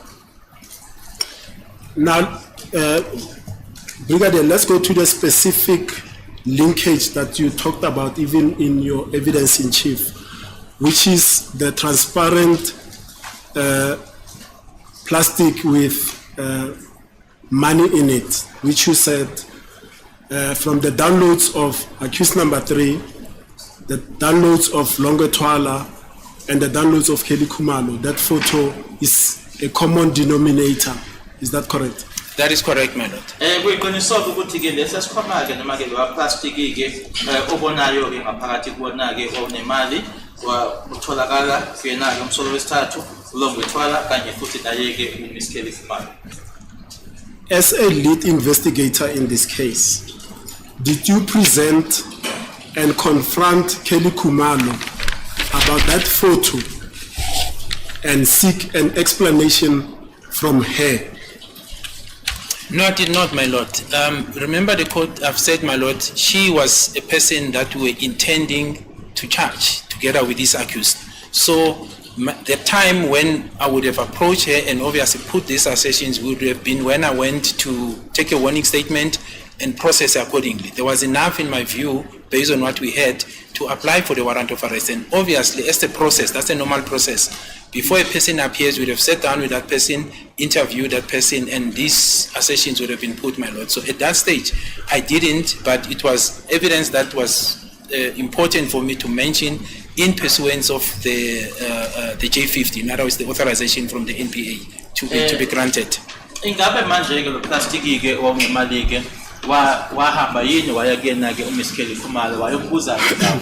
Cha, angizange kwenzeke lokho. Uzokhumbula-ke ukuthi-ke manje beke umuntu ebengenza-ke isicelo lesi-ke sokuthi-ke naye-ke aboshwe futhi-ke abe sebayingxenye-ke yabo abasolwa laba abaphambi kwenkantolo. Lokho-ke bekuzothi uma ngabe-ke inqubo-ke noma-ke i-process isiqhubeka-ke ukuthi uhlale naye phansi-ke ubese uyambuza-ke noma uyakhuluma naye mayelana nalokho. But furthermore, my lord, one will also recall that I've indicated that it was a prosecutorial driven investigation. So we're discussing, with the state advocate to say, can we approach the timing? So those things, you don't do it in isolation. So there was no blessing to say, go ahead and interview her on these aspects. Uzokhumbula ngishilo-ke ngaphambilini ukuthi-ke kona-ke lokho esasikwenza sasibuya-ke sizohlala phansi-ke nabashushisi-ke kuze-ke ukuthi singakwenza yini-ke lokho ngahamba-ke manje ngiyohlala phansi ngikhulume naye-ke bengasiyona besingekanikezwa-ke lolo zwi-ke ukuthi-ke sesingakwenza lokho. Did you determine from either cell phone records or from the experts within this field that were assisting the police, the investigation, the source of this photograph with depicting bag of money, a transparent bag of money? No, my lord. I no. I don't want to misquote them, my lord, but no. I don't recall that, my lord. Ingabe uyile yini ke noma yilaba ke bacwaningi amakhala kokweni noma ke nje uyobuza ke ukuthi ke le sikhwama ke sasinemali ukuthi sasibuya kuphi? Cha, angizange kwenze lokho. And the link of that photograph, did you determine who shared with whom amongst the three? Did they share amongst the three, or the source of origin from the individual phone, Longwetwala, accused number 3, Kelly Kumalo, as to the source of that photo? My lord, I think in the statement is contained. You see, that terrain which is an expect evidence, and I don't want, but I think the Colonel Stein explains whether it was shared or taken by, so I didn't focus, I'm not an expert, my lord, so I don't want, and I didn't even cover it on my statement because I think that's the area that I don't have the expertise, except to say, I was convinced that these photos appear because I was shown the downloads, but all those technicalities, I don't have the expertise, my lord, except to say I know it was there in those 3 downloads. Mina ukuthi nje ngatshengiswa nokuthi ngabona ukuthi ke leso sikhwama leso sinemali sasikhona ke mangiboniswa njengiswa ke bona ama downloads kodwa ke angisiyena ke ungodi kodwa ngicabanga ukuthi ke yena ke uKenneth Stein ukushilo ke ukuthi ke kwenzeka kanjani ke noma ke zatholakala kanjani ke ukuthi sibe khona bona bobathathu labo makhala ekhupheni. Yeah, sorry, but from my own understanding, these are photos of 3 individual different persons. Correct, my lord. They don't stay together in the same house. Absolutely correct. Are they friends? No, I didn't find Are they evidence that acquaintances? indicates- I didn't find such Is evidence. there a relationship between the 3 of them? Like, for instance, Zandile told us his boyfriend, sorry to use that language, is Longwe, for Yes. instance. Are you with me? I'm with you, my lord. In my investigation, I didn't find such a relationship, and that is why in the very same statement Ramsipile is referring me to, I do indicate somewhere that for me it was concerning as to why Ms. Kelly Kumalo in particular will be talking to the hitmen or the people alleged to have killed her boyfriend, because I could not establish any relationship that will justify the communication. Mina ke kuphenyo lami ke akukho la engithole khona ke ukuthi ke kwakhona ukudlelana ngoba ke ujaji useyabuza ke manje ukuthi ke lana kutholakala izithombe kubantu abathathu abahlukile, ingaba labantu abahlali emuzini owodwa khona yini ke ubudlelwane abanabo. Kuphenyo lami ke akukho engikutholileke okukanjalo kuze kwakhulunywa ngaye ke futhi uzandile ukuthi ke yena kushilo ukuthi ke wayethandana naye uLongwethwala. Ingakho ke naku statement lesibesifundiwe ke yena ke uMr Ramusipile ke eshilo ke noma ke lana ekhulume futhi. Sorry, you were referring to which part? No, I didn't refer to a part. I just said I raised my concern as to why Ms. Kelly Kumalo will be talking to Sure. the hitmen. Yila ingakho ke la bekishilo ke kena ku Mr Ramusipile ukuthi ke lokho kusekwangihlupa ukuthi kungani ke manje uMs Kelly Kumalo ezokuthi ke manje kube nokuxhumana anabo azoba nabo kanye ke nabantu ekuyibona ke abasola ngokubulala lo ayethandana naye. Yes. Did you confront Longwethwala about this photo, show it to him and seek an explanation from him regarding the presence of this photo in his phone, No, in I his did- phone's memory? No, sorry to speak over you, Mr. Ramsey. No, I did not. Same reasons, my lord, that concern me, because you find there are people who are alleged to be the perpetrators of this offense, and in their device you find a common denominator, which is now found in Longwethwala. Now, it changes the view, you know. And one needed to be as a tread careful and be guided by prosecution as to when do we approach him. So we didn't approach him, but it was based on serious concerns that we had about this common denominator that is found in accused 3 phones, and mysteriously then it appears in the phones of Mr. Longwethwala and Kelly Kumalo. Ingaba yena ke Mr Longwethwala waya yini yena ke uyombuza ke mayelana nalesi sithombe lesi cha angizange kwenzeke lokho kodwa ke kwaba into nje evelayo ke futhi ke ehluphayo ke ukuthi lesi sithombe esikhona-ke kumakhalekhukhwini wakhe umsolo wesithathu siyatholakala-ke kuyena-ke Mr. Longwethwala kanye naye-ke uMiss Kelly Khumalo, kodwa-ke nalapho-ke sasiholwa-ke ibona-ke abeshushisi ukuthi singaya yini kuyena noma singayokhuluma yini naye. So in essence, my lord, one of the reasons that made us not to approach him, it was serious concerns which may be similar to the ones that were motivating the non-approach to Miss Kelly Khumalo with regard to Mr. Longwethwala. Engakusho-ke ukuthi-ke izathu kwakuyizona-ke lezo-ke ezatholakala noma kwenzeka-ke ukuthi singayi-ke kuyena uKelly Khumalo uma sikhuluma ngaye-ke uLongwethwala. And accused number 3 is arrested on this matter. Measurements are taken from him. Scars are checked to determine whether he had scars from this. Did you also confront him about this picture of a plastic bag with money and seek an explanation from him regarding that? I know, my lord, I confronted him with the allegation containing to this matter in totality, and he responded. But the response was not... No, so sorry, Brigadier, to cut you. I'm speaking specifically about the plastic bag with money, not the totality of the evidence. That's way out of the specific confine of my question. Yes, but that's what I'm trying to answer, my lord. So the bag of money is in relation to this matter. It's not a standalone matter. So when you interview a person, it's a collective. You put the allegation. So in the warning statement that I took from him was a warning statement regarding this allegation, and there were obvious responses that he gave me, but we didn't deal with the warning statements during the trial, within trial. I'm not sure now whether I should go to what is... No, I didn't ask you about that. Oh, okay. Manje lana-ke uyaboshwa-ke umsolo wesithathu uyakalwa-ke kuyabhekwa ukuthi ulimele yini, yena-ke wambuza yini mayelana nalesikhwama-ke esasinemali. Mangikhuluma naye-ke ngikhulume naye mayelana-ke nobufakazi-ke kugcweleke kupheleleke, futhi-ke unempendulo-ke awayinikeza-ke kanye futhi-ke nakusona-ke istatement lesi esibiza ngokuthi phecelezi-ke i-warning statement. My lord, I see it's just past 3 o'clock. It's a Friday. Can we then resume on Wednesday when Mr. Gideonda is back?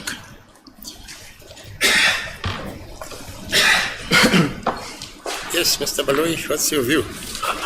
That is in order, my lord.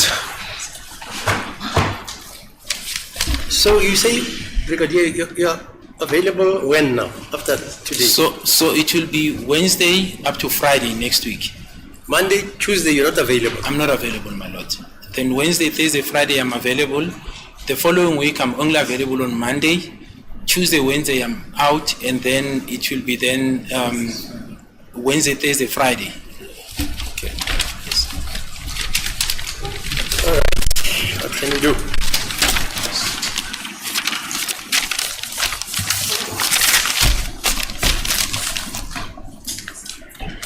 So the matter is postponed to which date, Mr. Baloyi? Next week, Wednesday. Wednesday. So I think it will be the 13th, my lord. Yeah, so it will be the 30th. 13th, 1-3. 13th and the 14th. Yes, we'll be sitting from the 13th until the 15th. Until the 15th? Yes, but the matter for now is postponed until the should be postponed until the 13th. my lord. Okay.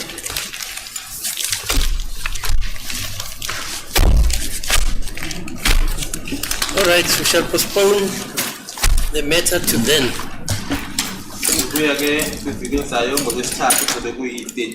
Brigadier Gininda, you're a senior